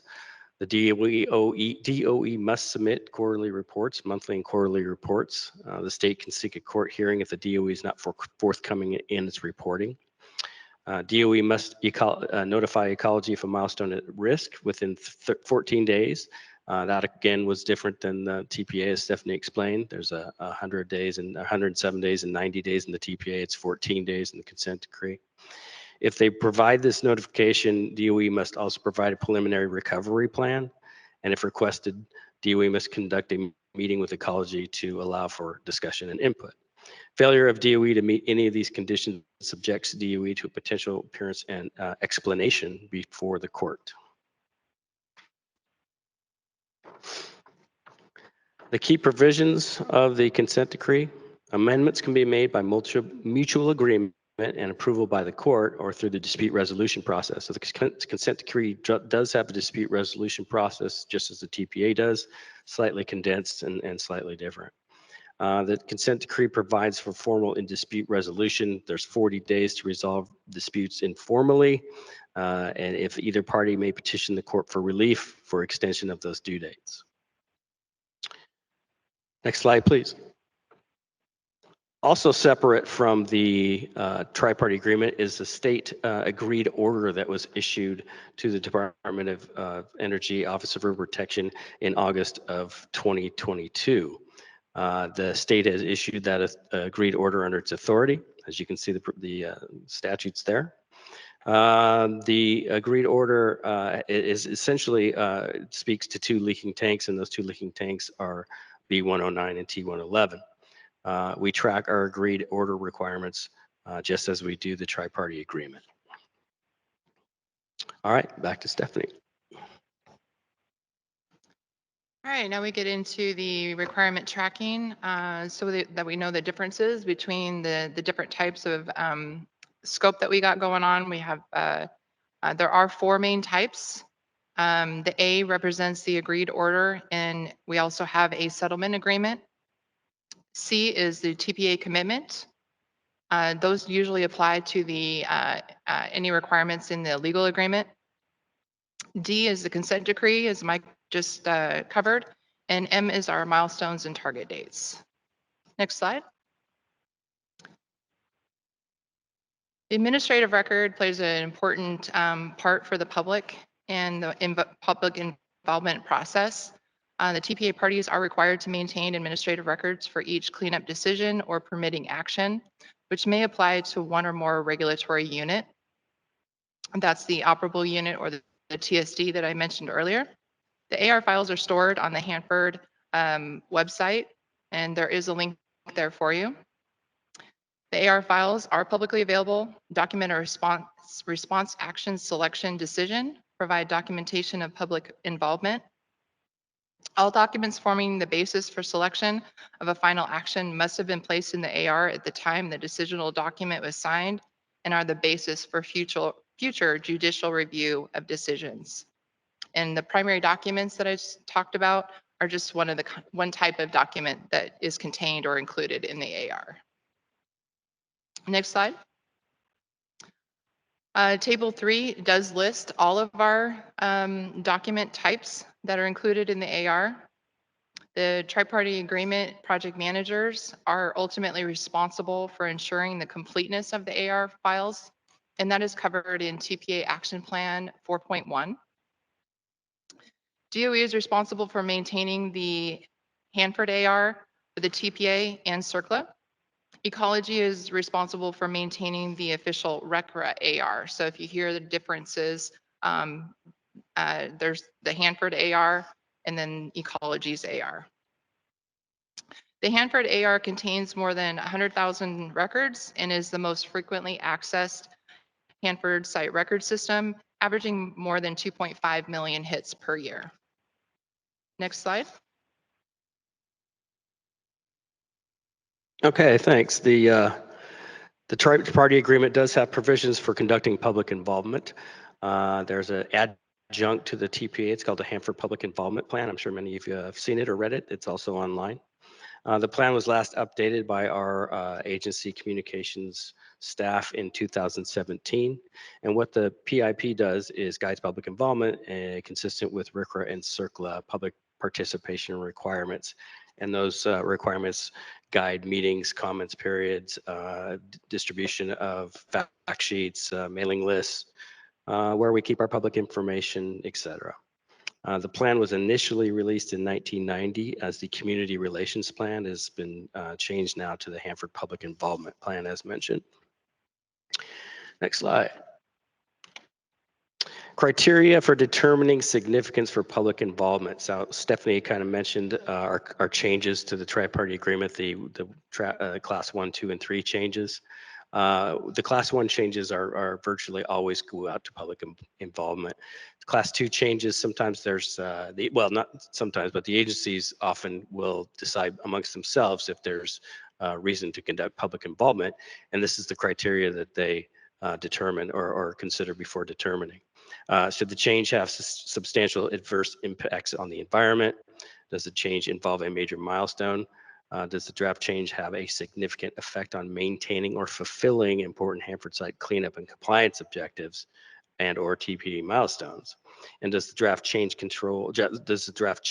could have impact on interested parties, including the tribes, labor unions, local community, or Hanford public interest groups? And then lastly, the draft change is subject to a law or regulation that requires public involvement. Next slide. Thank you. The TPA does provide for tribal consultation as well. It does speak to how the agencies interact with the tribes. The TPA and the Public Involvement Plan both outline those responsibilities. The TPA parties have the responsibility to conduct and consult with tribal governments to ensure that the tribe's rights and concerns are heard prior to DOE decisions and implementing those decisions. The policies of both the federal government and the state commit to maintaining a government-to-government relationship with the tribes. Next slide. The state of Oregon also enjoys is not the word maybe, is provided access to certain provisions in the TPA and certain outlets. The Oregon Department of Energy is the lead Oregon agency on Hanford site issues, but it's not, of course, a signatory to the TPA. And although they're not a TPA party, as mentioned, the Oregon Department of Energy does have certain provisions given to them which entail attending TPA meetings, maintaining that DOE maintains a special relationship with them, and it's documented formally in an MOU. Some of those, I don't know what the word is, some of the special, what's the word? I don't know. Oregon gets a special relationship, I guess. I guess the way to put that. They get to get information on TPA negotiations and public involvement activities. They'll get briefings. They do have nuclear waste issues with the transportation of radioactive materials via the Columbia River, which of course they share with Hanford. And they do have special consideration. That's the word I was looking for this whole time, consideration. They get consultation via the consent decree as well. So there's some special consultation there. I'll turn it over for Steph for our last slide. All right, so the last slide contains all the TPA resources that we maintain for the parties out on the hanford.gov website and covers a lot of the material that we've covered today. So that's all we have, unless anybody has any questions, or we wait for that towards the end. But if there are, and if you ever are wanting more information, please feel free to reach out to us, and we're happy to help. Thank you. Thank you you for laying out the sections of a 500-page document, and a special thank you for including links. Those are so helpful for navigating a document of that extent. So, Judy, not to interject, I think we're going to go through the presentations and then do the discussion with the HAB. But I wanted to see before we hop into the next presentation, Teresa Howell from our office, do you have any comments to share on the TPA presentation? She's our Regulatory Assistance and Compliance Section Manager. And is RCRA coming up next, just so I can prepare? Is that okay? Yeah. Okay, thank you. If you want, Teresa, you can just hop up to the one of those mics too, since that one is not working. Hi, I'm Teresa Howell. I'm the Compliance and Regulatory Assistant Section Manager for Ecology, formerly the TPA section. Many of you worked with John Price, and John always used to refer to the tri-party agreement as the get-along agreement, and I think that that's a pretty good way of putting it. It really establishes for us how we're going to get work done, how we're all going to cooperate together to do so. And then I'll just add that Steph and Michael are the experts on all things TPA. They save me on a regular basis because of their expertise. So I'm very thankful for their presentation.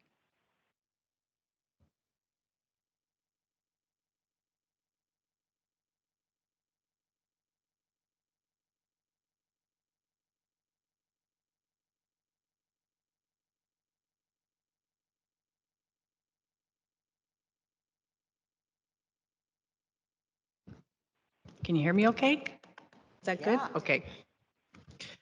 If you can't, let me know. I'm referring to 2 documents in my presentation, so let me know if I tend to get quiet.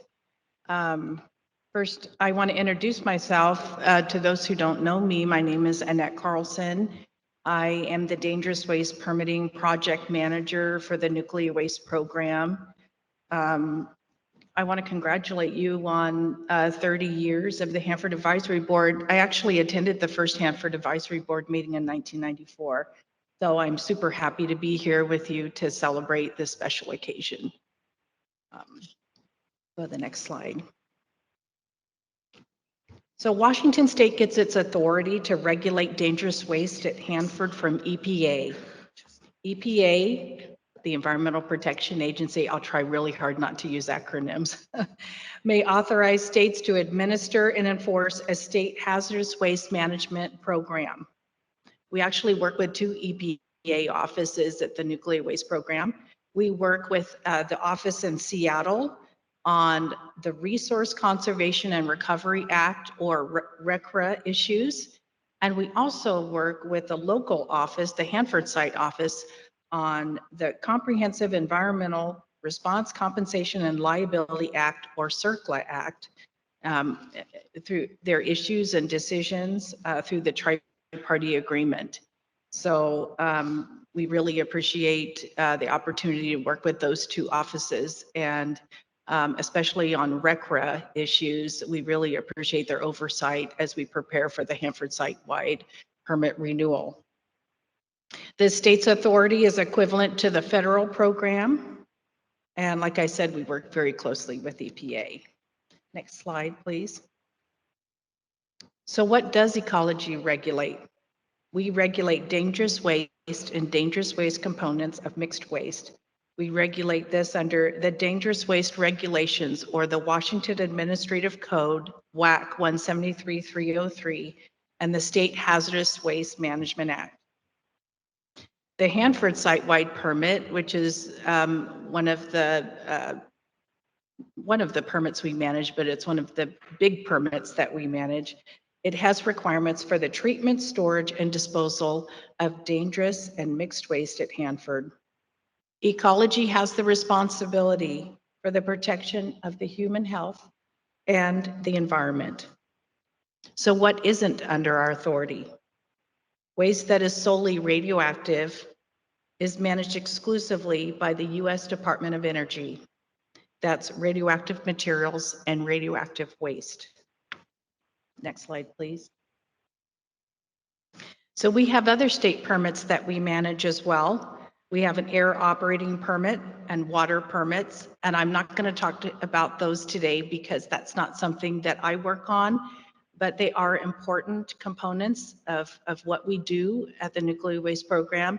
And so if that's something that you're interested in, just let Ryan know, because those are really wonderful aspects of our program as well. We also manage two what we call the non-Hanford permits. So that's Perma-Fix Northwest and the Puget Sound Naval Shipyard permit. The Perma-Fix Northwest permit is a waste storage and treatment facility specializing in treating low-level and mixed low-level waste. We regulate the mixed waste stored and treated at the facility, consisting of waste from Hanford and other in-state and out-of-state mixed waste generators. Perma-Fix is currently working on their renewal, and so you'll probably be hearing about that and public involvement opportunities there. The other non-Hanford permit that we manage is the Puget Sound Naval Shipyard. We oversee the permit for the storage of dangerous waste and mixed waste at the U.S. Navy's Puget Sound Naval Shipyard in Bremerton, Washington. The shipyard is home port for both active and inactive vessels and is used to maintain, overhaul, decommission, and dismantle vessels in the service of the U.S. Navy. The Puget Sound Naval Shipyard permit was recently renewed, and maybe some of you commented on that renewal. Next slide, please.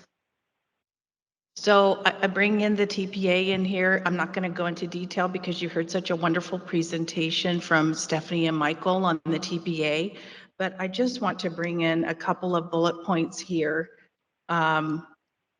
So as you heard from Michael and Stephanie, milestones were developed to support RCRA and CERCLA. And so the Hanford site-wide permit application material was originally submitted through TPA milestones. And not all the facilities and dangerous waste management units were included in the first Hanford site-wide permit. Unit groups within the permit are listed in Appendix B of the tri-party agreement. And I'm using a couple of terms here that you may or may not be familiar with. And so I tried to include some of the definitions in the back of the presentation, hoping it might be helpful. But if I'm using terminology that you want explained a little bit more, just please let me know. Next slide, please. So I'm going to talk a little bit about the Hanford site-wide permit. The Hanford site-wide permit was first issued in 1994. We are currently operating, or the permittees are operating under what's called Revision 8C. So since 1994, we've had revisions 1 through 8, and they've been further delineated by letters. And so you can see that history in the parts 1s and 2s conditions, or what we call the standard conditions, if you look on the ecology website about the history of the site-wide permit.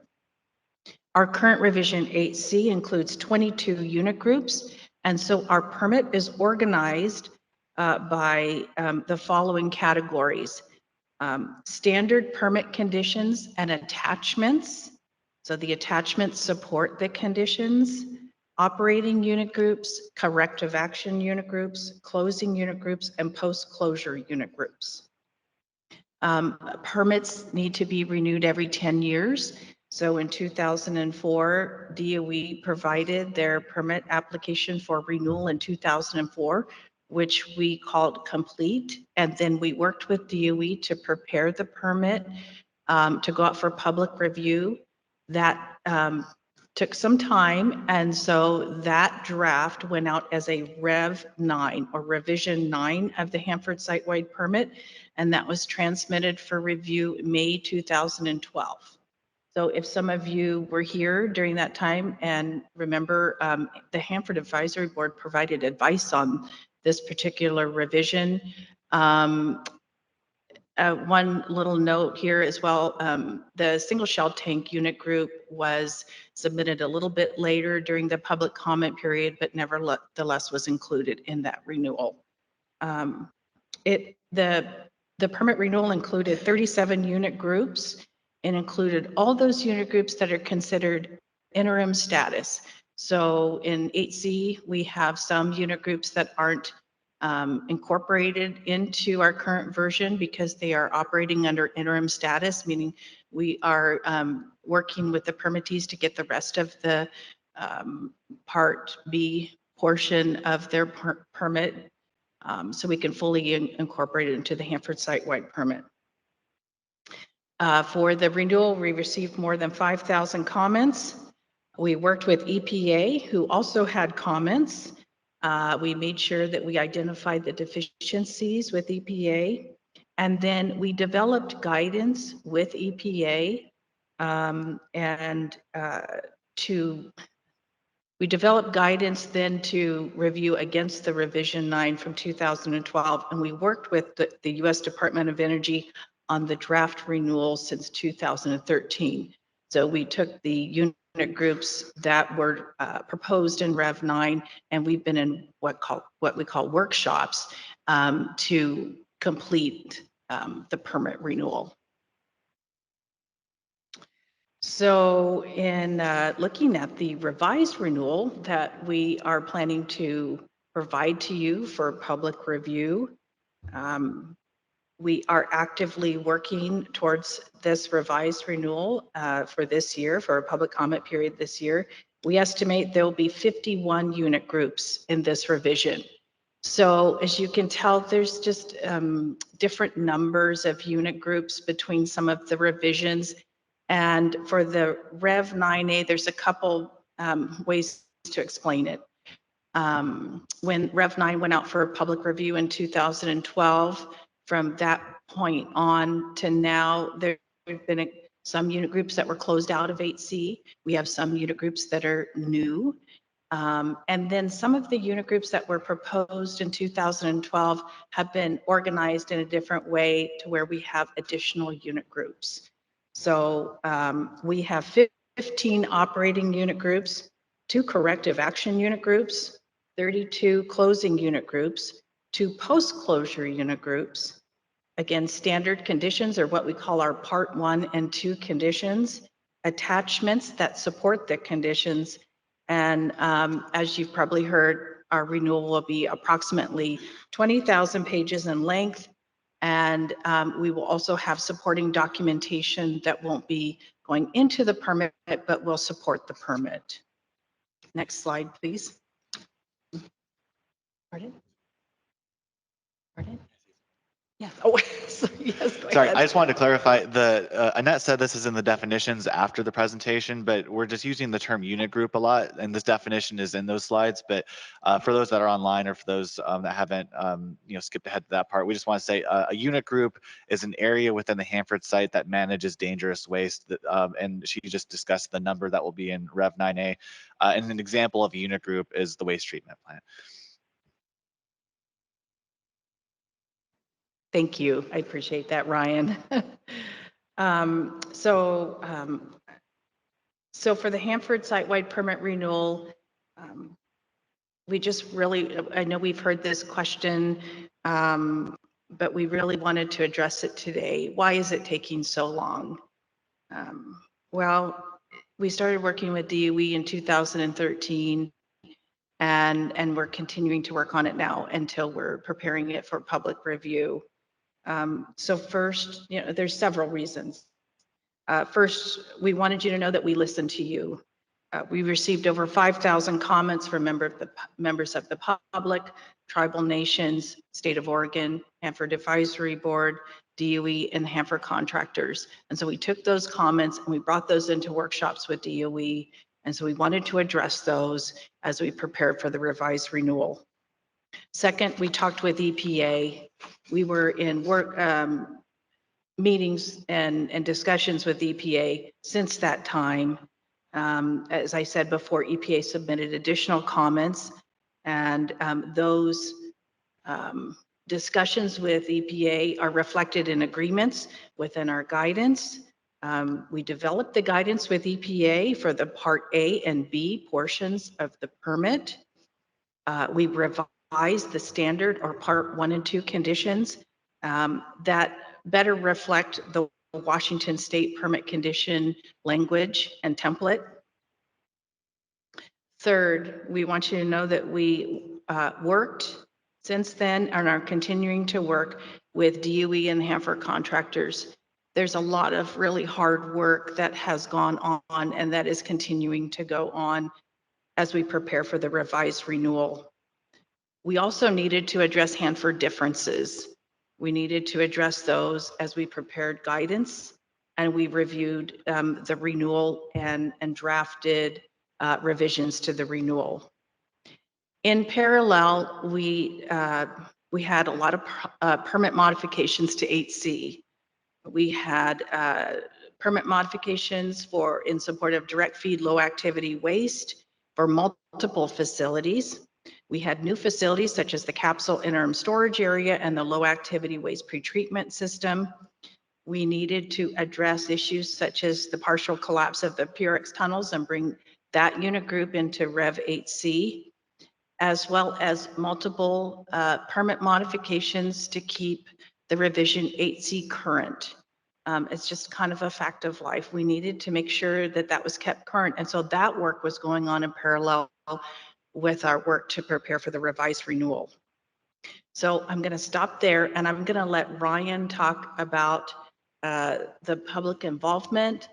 So I'll stop talking for a second. Yeah, I'll be quick so that you guys can get to your CERCLA presentation. But we've talked to the formerly PIC and then COE. I think there was a shift there where we presented to the PIC 2 times to talk about what some of the public involvement we're planning for Rev 9. But at a high level, we're going to be looking at doing tribal nation briefings, informational meetings, which will be in person, online, and hybrid. The informational meetings we're looking to do before the comment period starts and kind of at the beginning, so about that time frame.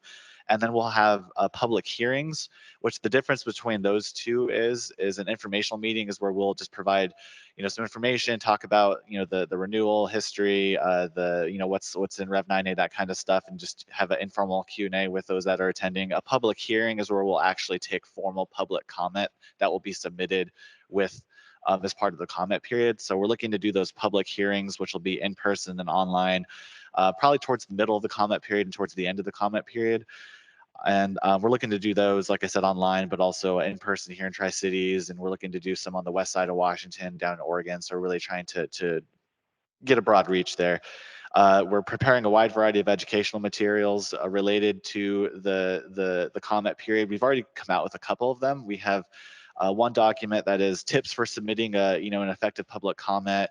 And another one that we recently published was just what is a public comment period, and those are available on our public comment period page on the ecology.wa.gov website. Happy to share that if anybody wants it after the meeting. But looking to just produce some additional educational materials as we get closer and when the comment period launches. We're going to have a dedicated website page to this comment period, as well as social media and advertising. We'll have a news release and the usual public notices that go out, including advanced public notice, but leading up to the comment period start, and then when it actually starts. Going to be really looking to engage with you guys here at the Hanford Advisory Board, as I kind of discussed yesterday. And Tom brought up a really good question the other day about how the HAB would want to tackle advice. I think that's a really great discussion that the HAB should have about if you guys want to pursue advice, how that would look, and what you would want that advice to kind of be. And so in addition to the Hanford Advisory Board, looking to engage with the Oregon Hanford Cleanup Board as well, with the comment period, in addition to the state of Oregon. And then all of our comments, just like our other comment periods, will be available you can submit comments on our e-comments website online, in addition to being able to mail them in or email them. So we have a couple different options there for folks to submit comments to us. But that's just a kind of quick crash course on some of the public involvement we're planning for this. And with that, I think we're wrapped up. Annette, did you have anything else to add? No, I'll just wait till questions if that's okay. All right, I'll kick it over to you guys.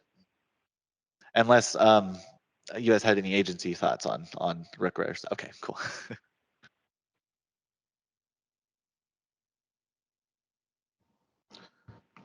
Okay. Hi, everyone. Morning. Yes. Yeah.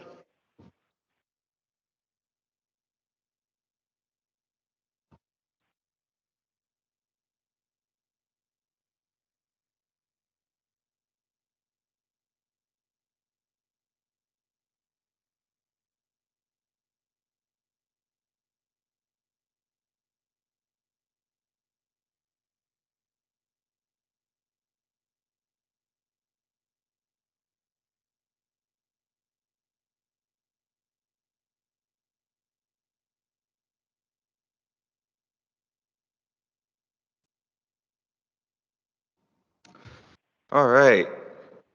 So it sounds like you guys can hear me. I can hear myself here. Thanks Ecology, Annette Carlson for the presentation, and DOE folks for going over the TPA. EPA presentation is going to be reviewing or giving an overview of CERCLA, or also known as Superfund, as it pertains to Hanford. Next slide, please. So the objective of this presentation is to provide an introduction of the cleanup actions regulated by the U.S. Environmental Protection Agency, also known as EPA, and the Comprehensive Environmental Response Compensation and Liability Act, also known as CERCLA. And for the time being, I'm just going to refer to it as CERCLA because it is a mouthful. Following the session, you should be able to understand the purpose of CERCLA and the National Priorities List. You should be able to explain how a federal facility agreement, in this case, the Hanford Tri-Party Agreement, identifies agency roles and responsibilities for cleanup, recognize the role of the lead cleanup agency at federal facilities, Superfund sites, in this case, Hanford, and recognize EPA's role at the federal facility sites. Next slide, please. So what is Superfund? Superfund is the common name for CERCLA that was signed in 1980. It is implemented via the National Contingency Plan, also known as the NCP. CERCLA addresses the cleanup of sites contaminated with uncontrolled hazardous substances, providing legal authority to respond to a release or threat of release to the environment. And some of those actions are outlined below, such as the time-critical or non-time-critical removal action, which are short-term actions designed to stabilize or clean up a hazardous waste site that poses an immediate threat to human health or the environment. And it may be taken to abate short-term threats at a site or facilities, and facilitate a long-term remedial response. Additionally, there is a remedial action which is used to respond to long-term and chronic releases of hazardous waste. They're more costly and intended to achieve a permanent solution for risks to human health and the environment. And the third type of action is an enforcement action. And that authorizes the enforcement authorities to obtain settlements or to compel potentially responsible parties to implement removal or remedial actions at sites where such a release has occurred, for which the parties are liable. And that includes, and within the enforcement action, that includes reimbursements from the potentially responsible parties, and when the agency has spent trust fund monies, Superfund trust fund monies to finance the actions mentioned earlier. And additionally, Superfund also established the Hazardous Substance Trust Fund, also known as the Superfund tax. And that was reinstated on July 1st of 2022 and is implemented to go through December 31st of 2031. One thing to know of the Superfund tax is it authorizes EPA to hold and use these funds for settlements for cleanup and enforcement activities in private sites. And it can also be used for federal facilities such as Hanford for EPA's actions only, not for DOE's actions. Another thing about Superfund and CERCLA as a whole is that it provides authority to impose strict, joint, and several liabilities to the potentially responsible parties, also known as PRPs, or a federal agency. Next slide, please.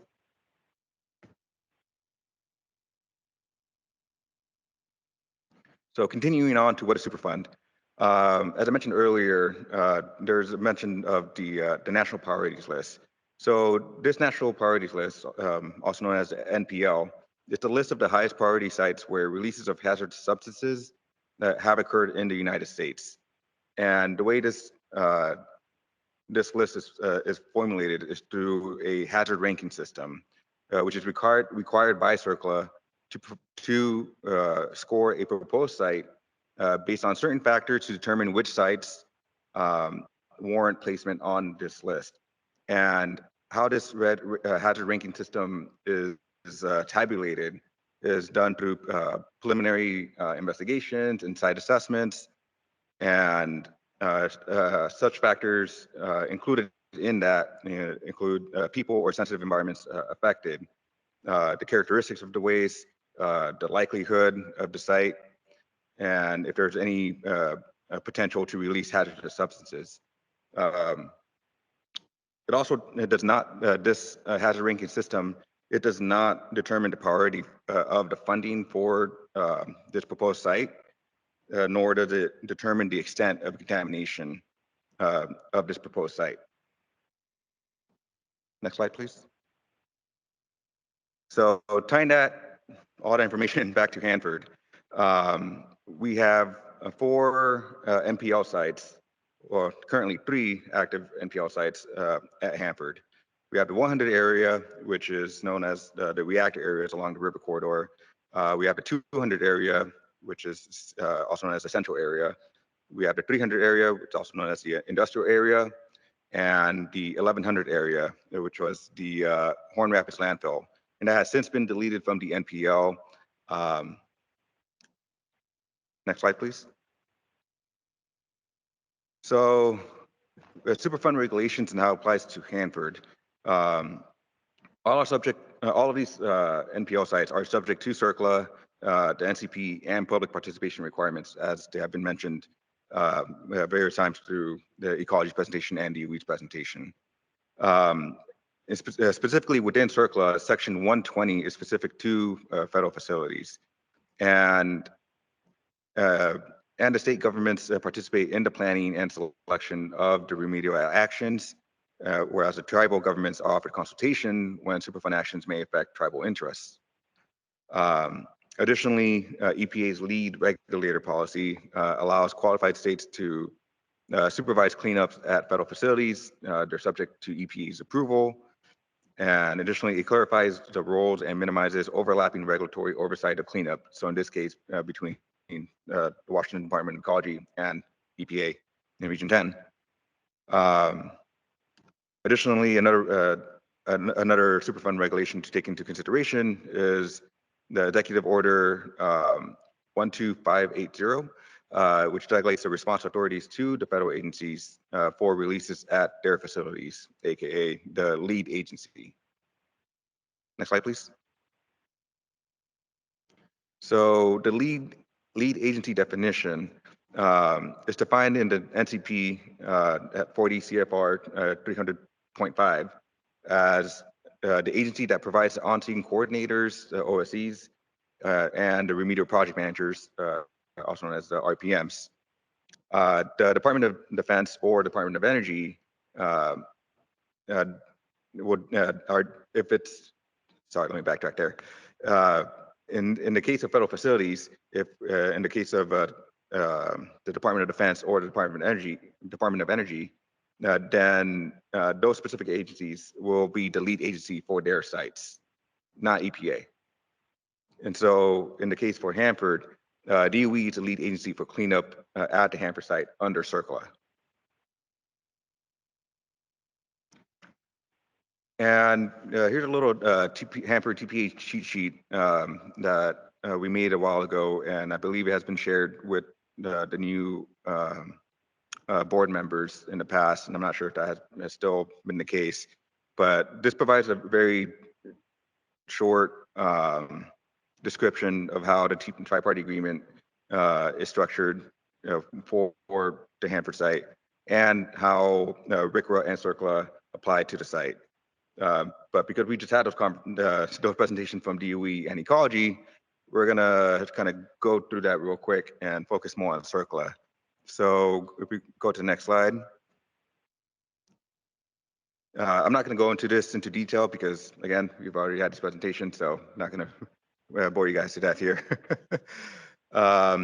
But this first segment is focusing on the tri-party agreement and how we operate at Hanford. If we go on to the next slide, here we're focusing, this focuses more on EPA's role at Hanford, in particular with the CERCLA Federal Facilities Agreement. And again, just kind of recapping of what I've just discussed these past few slides. It authorizes the cleanup of the hazardous waste sites at Hanford. It covers the Hanford's NPL sites for the 100, 200, 300, and 1100 area. CERCLA Section 120 requirements, those apply to Hanford because it is a federal facility. EPA or ecology, or sometimes both, serve as the lead regulatory agencies for these CERCLA operable units. And additionally, EPA retains the final decision-making authority for remedial actions at Hanford, as it pertains to CERCLA only. Next slide, please. Yeah. So, moving on to what the past and current CERCLA documents and remedial actions as it applies to Hanford. One thing I'd like to bring up is the Hanford CERCLA 5-year review, which was issued in calendar year 2022. Additionally, for the 100 area, we have the 100 BC record of decision that was issued in calendar year 21. There are ongoing soil and groundwater cleanup at 100K. But also taking a look into the future, we have upcoming CERCLA items. So for the 300 area, we're working towards amending the record of decision to address the 300 296 soils due to changed conditions. There's no confirmed time frame for that at the moment. For the 100K and the 100N operable units, we have a record of decision projected for fiscal year 25. And we touched a little bit on that yesterday. Next slide, please. So EPA priorities as it applies to Hanford and to the nation as a whole are in no particular order as listed in this slide. It's ensuring the protection and the completion of cleanup along the Columbia River, continuing groundwater restoration across the Hanford site. It's continuing the progress with the characterization and cleanup of sites within the Central Plateau. It's also implementing current TPA schedules and milestones for cleanup at the site. Another priority is ensuring the appropriate levels of public involvement in Hanford decision-making, information sharing, and overall awareness of site activities. And additionally, a priority for EPA still remains to support national EPA efforts on climate change and environmental justice. Next slide, please. Oh, thank you. So yeah, as was mentioned earlier, we have a separate office here in Richland, and we're known as the Hanford Project Office that focus solely on CERCLA. We do have another office over in Seattle that focuses on RCRA, but that's a whole different policy ballgame. And within our office, we have a very talented group of 6 folks here. We have Dave Enan, who is our DOE project manager lead, here on my left. We have Ann McCartney, who's the RPM, the remedial project manager, focusing on the 300 area to 200 area. We have Jeff Schramm, another remedial project manager, focusing as the 100 area in general and a public involvement officer. We have Craig Cameron, another RPM, who focuses on the 200 area and environmental restoration disposal facility. We have myself focusing at 100K, 100 DNH, and the National Historic Preservation Act as it pertains to EPA. And I'm also another public involvement officer for my team here. Additionally, we have Laura Bulow, who is our section manager. Some of you may be familiar with her. Yeah, she used to be an RPM. So yeah, Go to the next slide. That's the end of my presentation right now. If there's any questions, or we can hold that for the next general Q&A. And another thing I want to touch on to it on the following slide is if you're more than welcome to visit us. We are at the Federal Building, 825 Jadwin Avenue, Suite 210, second floor. More than happy to take visitors. We're usually there on Tuesdays. Yeah, that's my presentation. Thank you all. So just one recap. Do we have any additional agency perspectives? Okay, we will move on to board members. Tom? Thank you for those presentations. That was a wealth of information and all presented very, very clearly. Couple questions for TPA. On the major milestones page, page 15 of this slide deck, there's a M24000O, and it's not defined what the O is. Is that a special?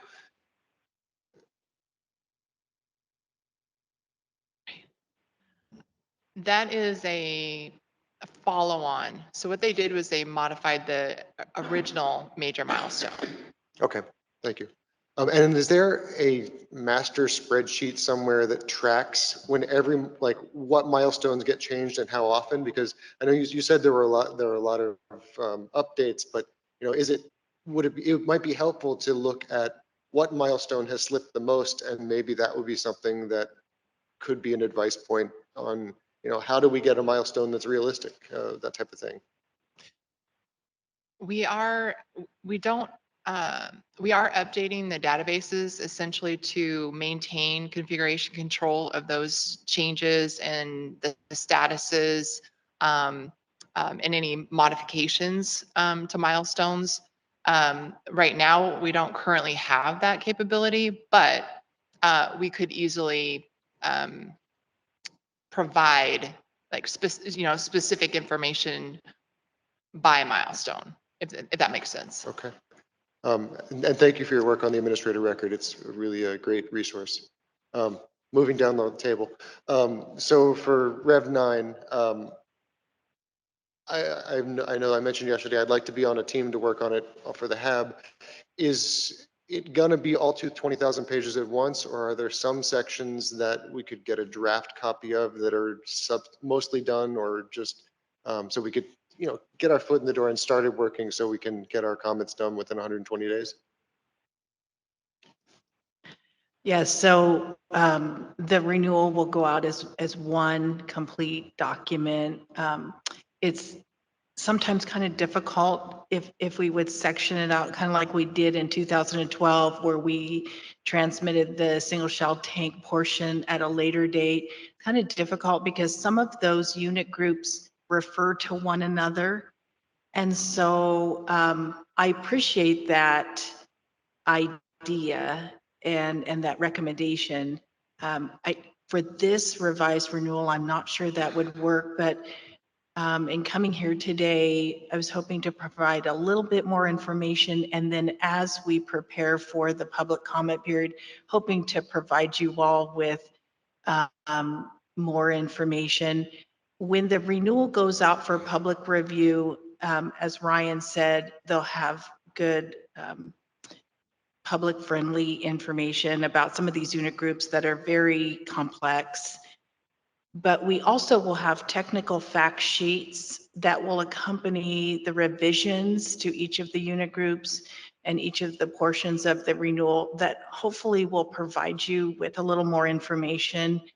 And when I gave my presentation, I also wanted to share, if you all have any comments along the way, or not comments, but questions, or need things clarified, you can feel free to, have Ryan give you my contact information, and I'm happy to talk over the phone, or if you have questions on things, I'm happy to do that.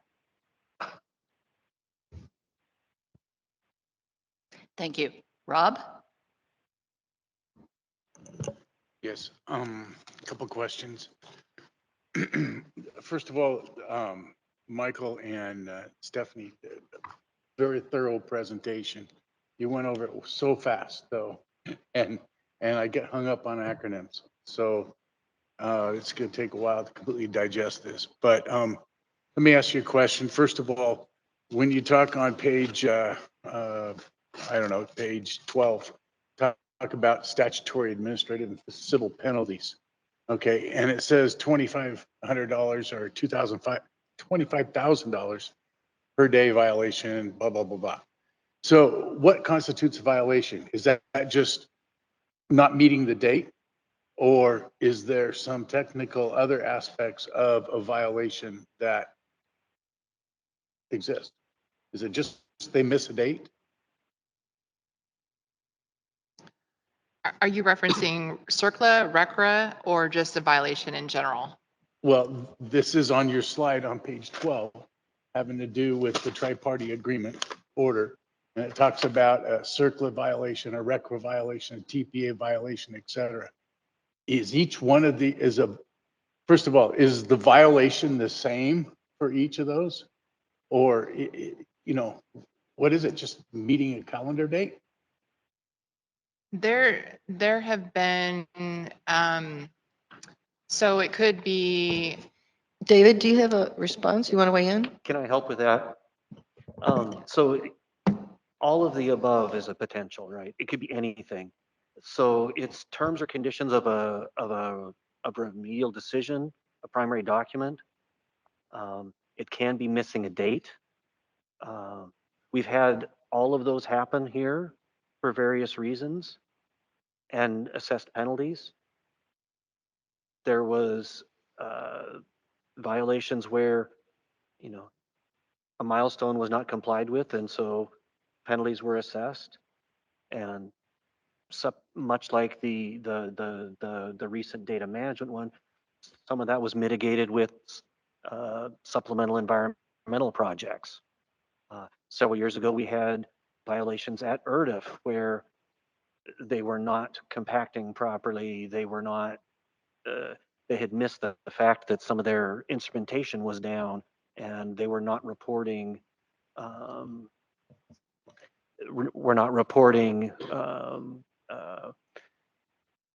leachate under the sumps correctly, and they got over level.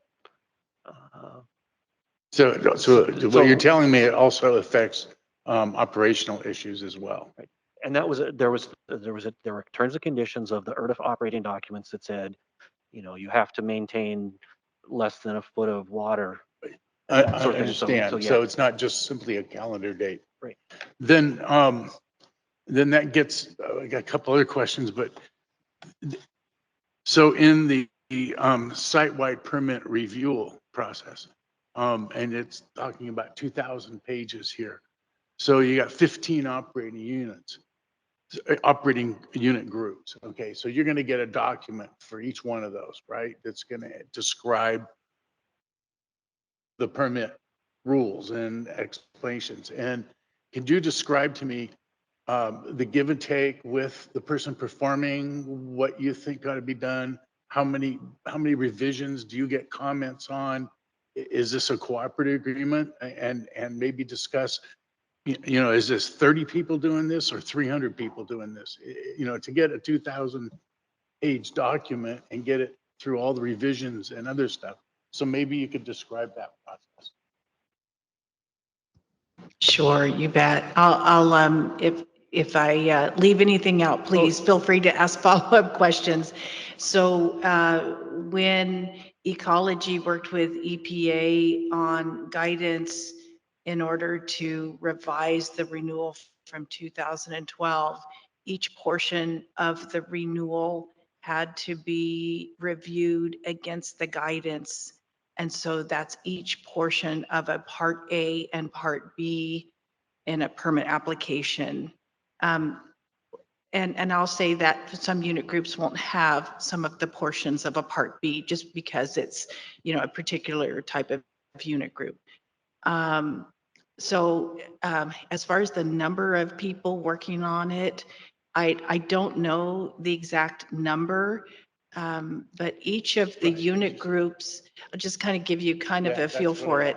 wanted. Each of the unit groups may have in a workshop 12 to 15 people sitting in a workshop. Ecology working with DOE and the Hanford contractors, sitting through workshops, working through that, any deficiencies or any changes that need to be made in the revised renewal. There are lots of good discussions. I can't emphasize enough how hard everyone is working to prepare for the revised renewal in each of the unit groups. So some of the unit groups are complete in their work, and some still have more portions of the Part B permit application or not permit renewal to complete. So we've been doing this since we've been holding workshops, I believe since about 2013, or our Part A workshops. I hope I'm right on that date. But we've been working through each of the portions of the permit for each of the unit groups. And this work takes months. Yes. Months. And so you'll find that we're a very impatient board. And we're saying, what about the new permit? When are we going to get to see it? What, et cetera? And we say, what's in it? What's in it? What's in it? And it's embargoed, or we can't talk about it. And so this is an explanation as to the reasonableness of it takes so long to reach consensus or whatever with all these people that you're dealing with. So thank you for that explanation. The last thing. Hold on, Rob. What? Can I interrupt? Sure. We've got 20 minutes left. Okay. And we've got a few people around the table that also want to ask questions. Can we swing back and then maybe come back to you if we've got time? Well, this is a quick one here. In the fact that the alignment between our permit and our system plan they're not aligned. For example, we already know that the waste treatment plant is not going to be finished in 2033. We know because they're not even going to do pre-treatment now. And so the point is the way that this reads is that you have to wait 107 days before they miss the calendar date, before they tell you they're not going to do it, when we already know we're not going to do it. I don't know. Can you integrate? Can we? It just seems like here we are, we're telling people that we've got initiate hot start of the pretreatment facility in December 31 of 2033. Sure. And we just know it's not even on the long range plans that we have, or it's not out there. Yeah, I appreciate your honesty on that and your thoughts on that. We do talk to one another, and so there's awareness, but a lot of times when there's discussions in the system plan or the TPA, the permit, while we're aware, there's nothing we can do, until some of those decisions are made. So things may be happening in parallel, but we are aware. We're just going to do our best to make sure the permit is kept up to date. Sure. Thank you. Thank you, Susan. Okay, remember, we've got about 15 minutes left. Please be mindful of your fellow board members that also have questions. And we've got about 4 people left. And I'm now punting over to Mia. I have one question, and then if I can be added to the queue if there is time for the second. My question is for Michael and Stephanie. I'm wondering, when holistic negotiations comes out, how is the TPA going to change? What are we going to see from what you've described today? How is that going to be updated? Is the consent decree going to go away? Will it still be around? Could you just talk through that process? You don't need to give details about, the negotiations, just what you changed. Right. Of course, we don't want to speak for the department here, but when holistic negotiations do end, as we explained in our presentation, they'll go through a tentative agreement. The public will be allowed to comment on the milestones. The comments will be addressed, and then we'll have a final agreement that will go out, and we will change the TPA itself. We expect a suite of milestones, if not, dozens of new milestones. We'll see what the the negotiations yield. But that is separate from the CD.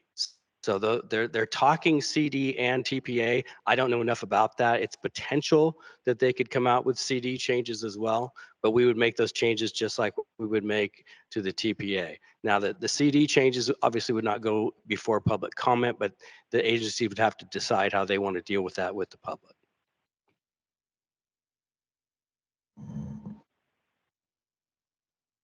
Jeff? Quick question. This is a real easy one.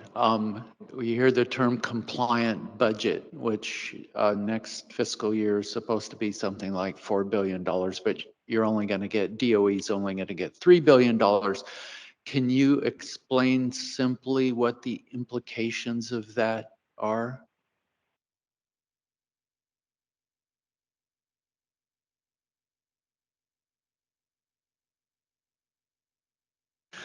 I think the short answer, Jeff, is, and this is something we've talked about with our budget stuff, if you don't have a compliant budget, there's going to be work that you're going to have to either prioritize other work, delay other work. So if you don't have a compliant budget, you're going to have to work with what you got, and that could delay work.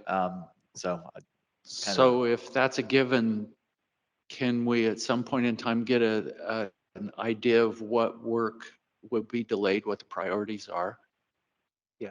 So that's there are provisions in the tri-party agreement for the agencies talk together about what are the priorities and how ultimately it's the department's budget, and the department is on the hook for spending their money as appropriate, right? So but it is a conversation, we talk about it, and yeah, there'll be a presentation of here's what we got and here's what's going to happen.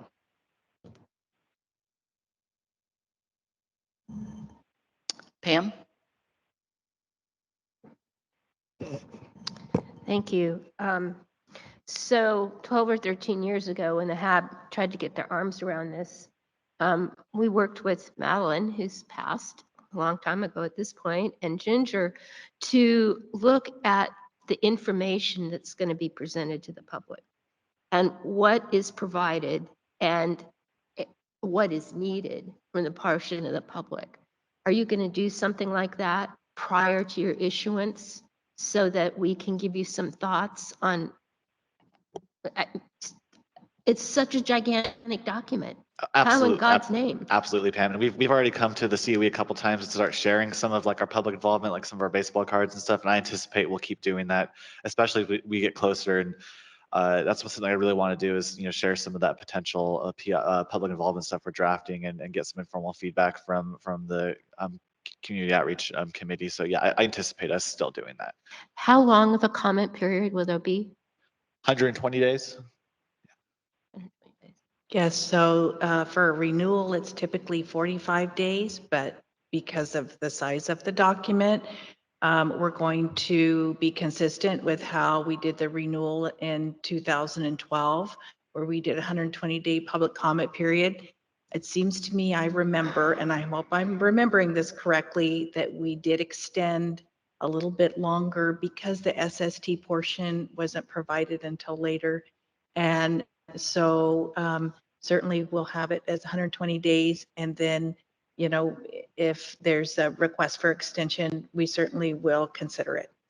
So at that time, Liz Madsen and Vince Pinesco, I believe, were kind of co-team leaders in terms of helping us deal with it. But it was an exhaustive process for the HAB. And I don't know if we have the resources or the time to undertake that again. Two quick questions. So on page 13, we've got the work schedule and TPA milestones. And for Bechtel, we've got 9 milestones, no target dates. HMSE, again, no target dates.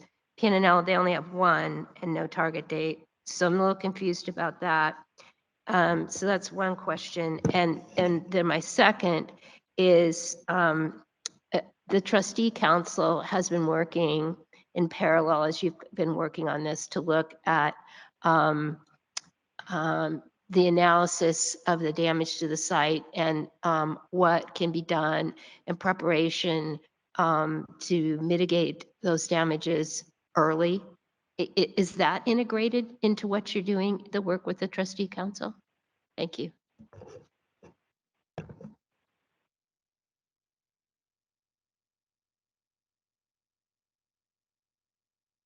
Pam, I can't speak to that, but I'll take that question back and then follow up. This is McClure with Yakima Nation. If I can talk about trustee council stuff since I'm a trustee. Go ahead, McClure.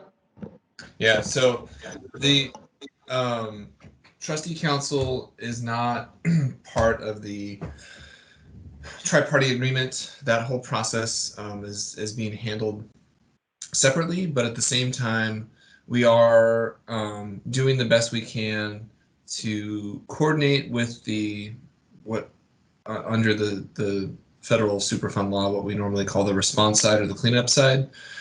And so there has been so much that has happened at Hanford over the last 70, 80 years that it's been a giant beast to try to kind of understand what all has happened. And then at the same time, we're trying to predict what may happen in the future as far as what may be cleaned up or what may linger for a long time. So trustee council has met with EPA and ecology folks. It was this last spring, I think, and we're trying to coordinate more frequently on upcoming stuff. And I guess the only other thing I would say is that EPA and ecology and DOE have all been supportive of trying to figure out ways to help us understand what some of the impacts might be from these future cleanups or cleanups that have already happened. So if there's anything more specific, I can try to address those, but that's what I can tell you right now. Thank you very much. What about the fact that we've got no target dates? Yeah, so that is because the trustee council is a very legal and consensus-based process that is being done out of a settlement agreement that was settled litigation from 2012. And so we do have annual budgets that have plus 3-year timeframes that we submit to DOE each year with the projects that we think we're going to do. However, our funding is what it is, but it's not the same as getting funding for the waste treatment plant or some of that stuff. It's not always like the top of the line item, I guess I would say.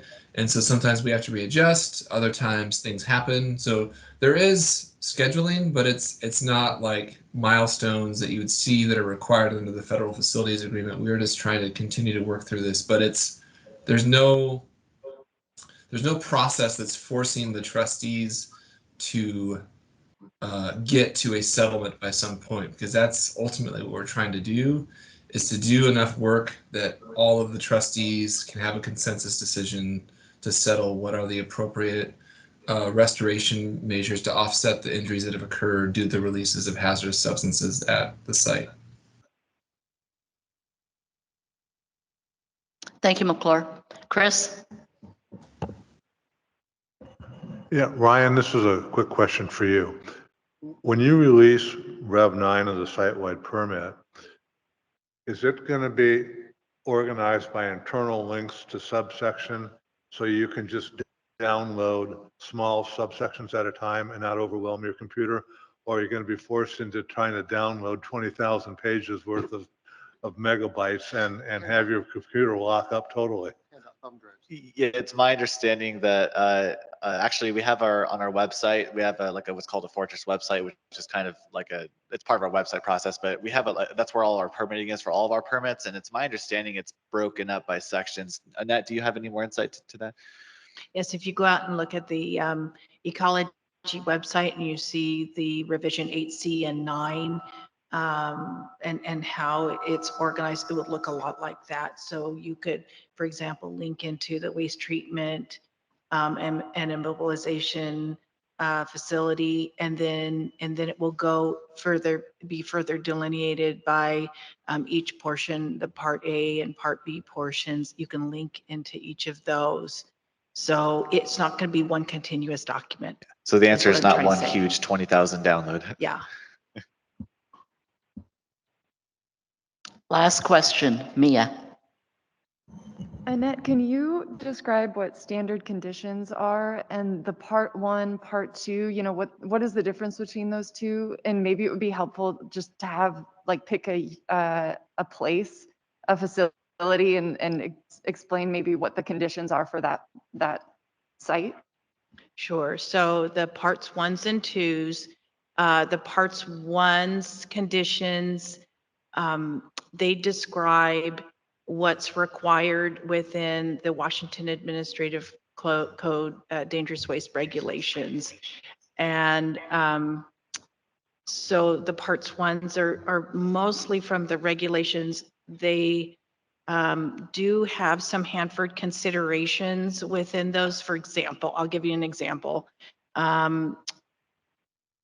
Currently in our 8C permit, the 1C permit conditions provide requirements for permit modifications, and the quarterly permit modifications, which you all might receive for the class 1 and 1 prime, kind of our minor modifications.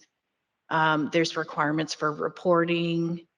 I'm trying to think of some different examples. The part 2 conditions are really focused on the part B portions of the permit application and the requirements, and some Hanford differences there. There's some Hanford considerations there. If you look at the ones in 8C, for example, if you look at the standard conditions there, we tried very hard when we worked with EPA on the parts 1s and 2s conditions to not only make them standardized and consistent with other Washington state permits, but we also wanted to acknowledge the Hanford differences. And then we took that rewrite and we integrated it into the 8C parts 1s and 2s, because a lot of those parts 1s and 2s have since been updated and are more current and relevant. And so if you look at it, any of the unit groups, any of the unit groups within the permit, they all are under those parts 1s and 2s. So if a unit group has unit group conditions, the parts 1s and 2s prevail.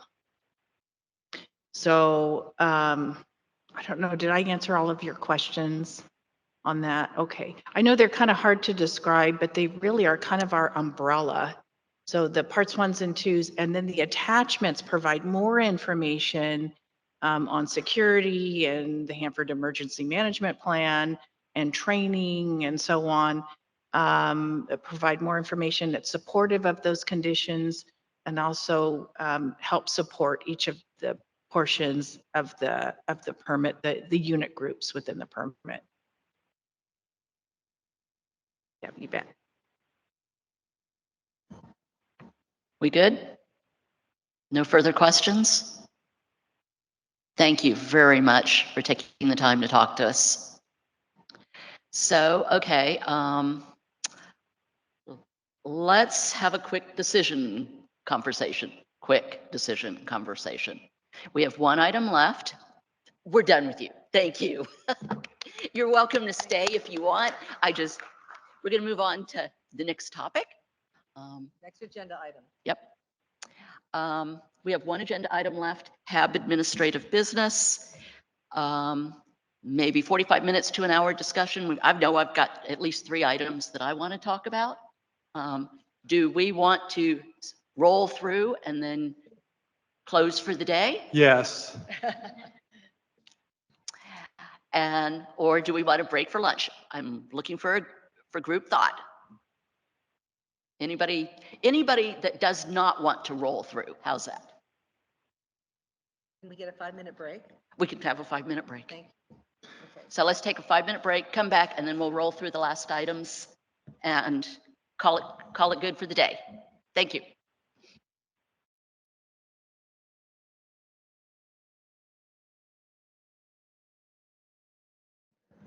Okay, can everybody take their seats again, and we will try and get through the last section.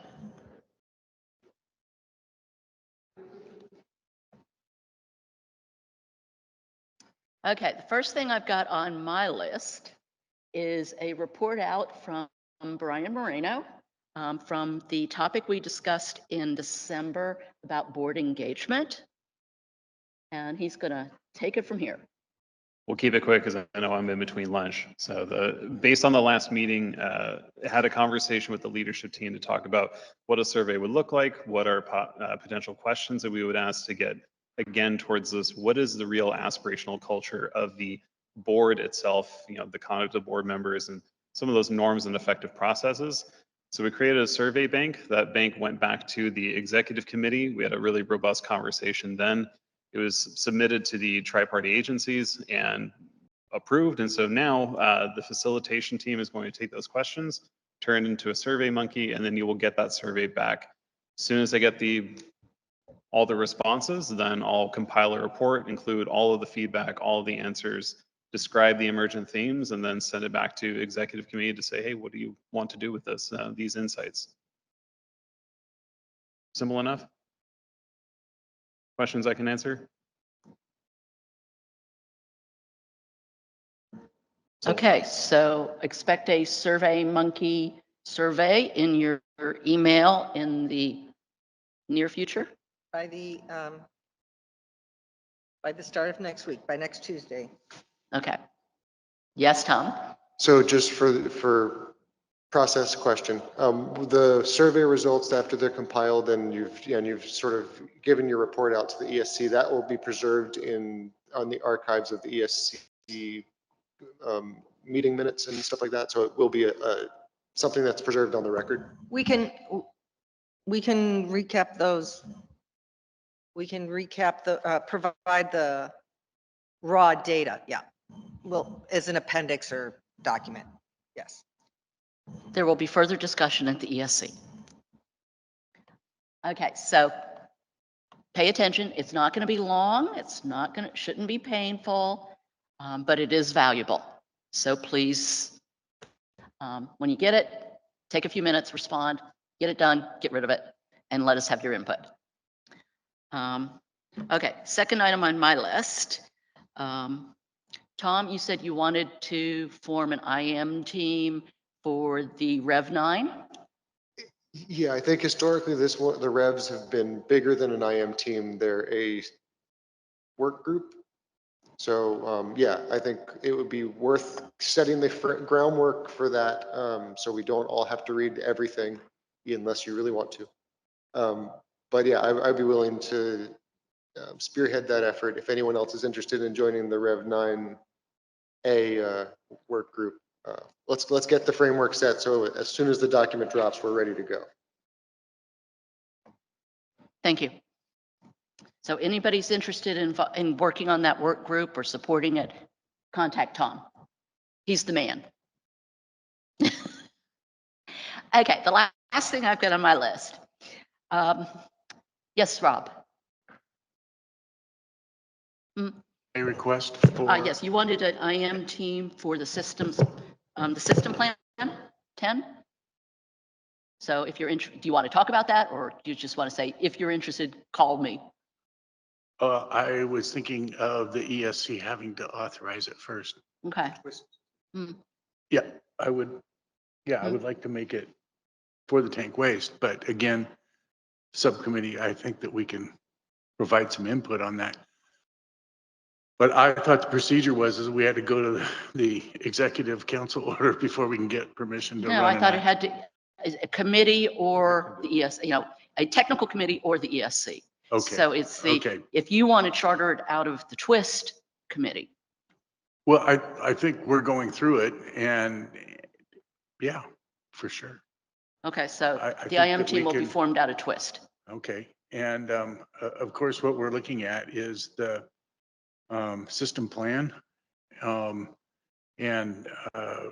if anybody wants to help or provide input into some of the system plan, or you have comments, please let me know, and we'll work forward. Has everybody got access to the system plan? It is kind of hard to find, but maybe can we get it put back on our next mailing? Yeah, and HAB happening, so we'll add that. Put a contact and then, yeah. And yeah, I think it's got some really good stuff in it. It really does. I got to tell you, people put a lot of effort into it, and so I think my biggest observation at this point is there's just so many different options within it that it's hard to kind of keep track of that on first, second, and third reading. All right, thank you. Thank you. Okay, last thing on my list is regional meeting. DOE and the facilitation team have been working on a couple of options for May for the regional meeting. DOE is working with the facilitation team, has proposed two options. One is Hermiston, but not on the dates that are on the calendar because the venue is not available that week. It would be the following week. What are the dates? I'm getting there. Week of the 16th. It was May 14th and 15th. Okay. The second option was stay in the Tri-Cities on the original schedule planned dates, which is the previous week. Tom. Is there an opportunity to have a regional meeting later in the year so we have more lead time to find a venue on the calendar date? So you're thinking September meeting? I think there were challenges in hosting in September, but I can take that request back. Just one of the challenges that was up is that last year, the August meeting, there were wildfires and evacuations. It did seem like May is a better time, so that's the proposal. If I could interject, I think it would be better later in the year because we will have some really substantive things to chew over, like Rib 9 or holistic negotiations. And in terms of a regional meeting, I think we really should be thinking a little bit farther afield, include places like Spokane, Seattle, Portland, Hood River.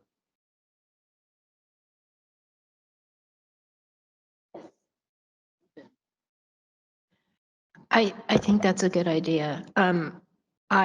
I proposed Hood River, and apparently Hood River's being considered for a meeting when we come out with a holistic negotiation package. But Hood River in the past, we've had the best turnout of the public. People are very interested there. The other thing I want to make you aware of and see if it's the same, Lindsay, in terms of DOE policy. If we had the meeting in Hermiston, all the Tri-City people would need to commute both days. DOE won't cover per diem if it's less than 60 miles away. 50 miles, correct. 50. So that's a lot of Tri-City people going in back and forth to Hermiston versus I think Pendleton is 60 miles. And I think obviously Hood River is farther. So, and that allows that camaraderie that we're missing and that I think would be really good for our board is to, really be out of town, have some time together. Thank you. Thank you, Pam. And I did want to share that on the previous ESC call, there was a recommendation from Susan Coleman to host the meeting in Pendleton. And we did have the facilitation team look into that option to host it in Pendleton on May 7th and 8th. Unfortunately, there was not availability for a meeting location that would fit the needs.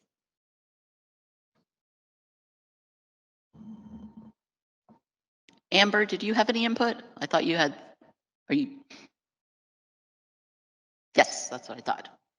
Yes, I like the idea of looking towards the fall so we can really plan this out better and find a location that's more regional. I agree with the previous speakers and what Pam had to say about Hood River. I think Spokane is also, obviously, I'm biased, but I think Spokane's a great location too. And I would be happy to work with the team on finding a good location and promoting the event in the Spokane area. So I don't know if Spokane's still an option for May, but if not, I think we should take the time to really plan this out so it can be a true regional meeting and we can keep to our dates that we've established on the calendar. So that's my feedback.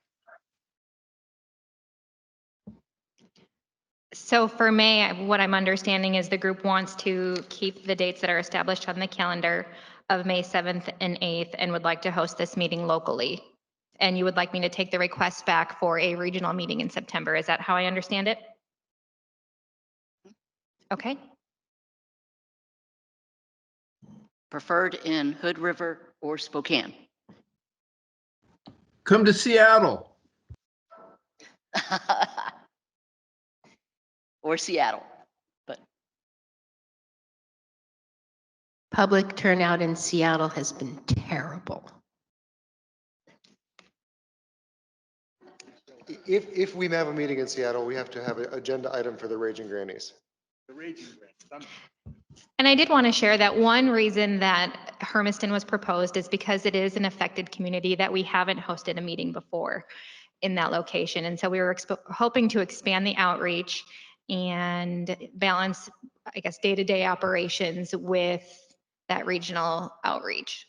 So that was the mindset behind the proposal for Hermiston. I still think it's a great idea. I still think it should be something that is considered as we continue to move forward, but I do have your proposed locations for September. Now, I'll take that request back. September, like I said, sometimes because it's the end of the fiscal year and things are super busy, you know, I don't know what the answer is going to be, but I will ask the question. that was my list. Does anyone else have anything they want to bring up under HAB Administrative Business? Yes, Pam.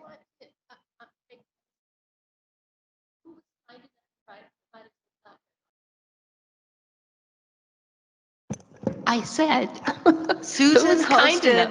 hosted the flatbread and Mia hosted the cupcakes. Well, we need to compensate you guys. Hey, we'll take donations. That's a lot of money. Let's be sure we do that. It was worth it. Thank you. Are we going to adjourn? So anyone else have anything for the good of the order? Anyone online have anything they want to provide? All right, I appreciate everyone's attendance and this meeting is adjourned. Have a safe trip home.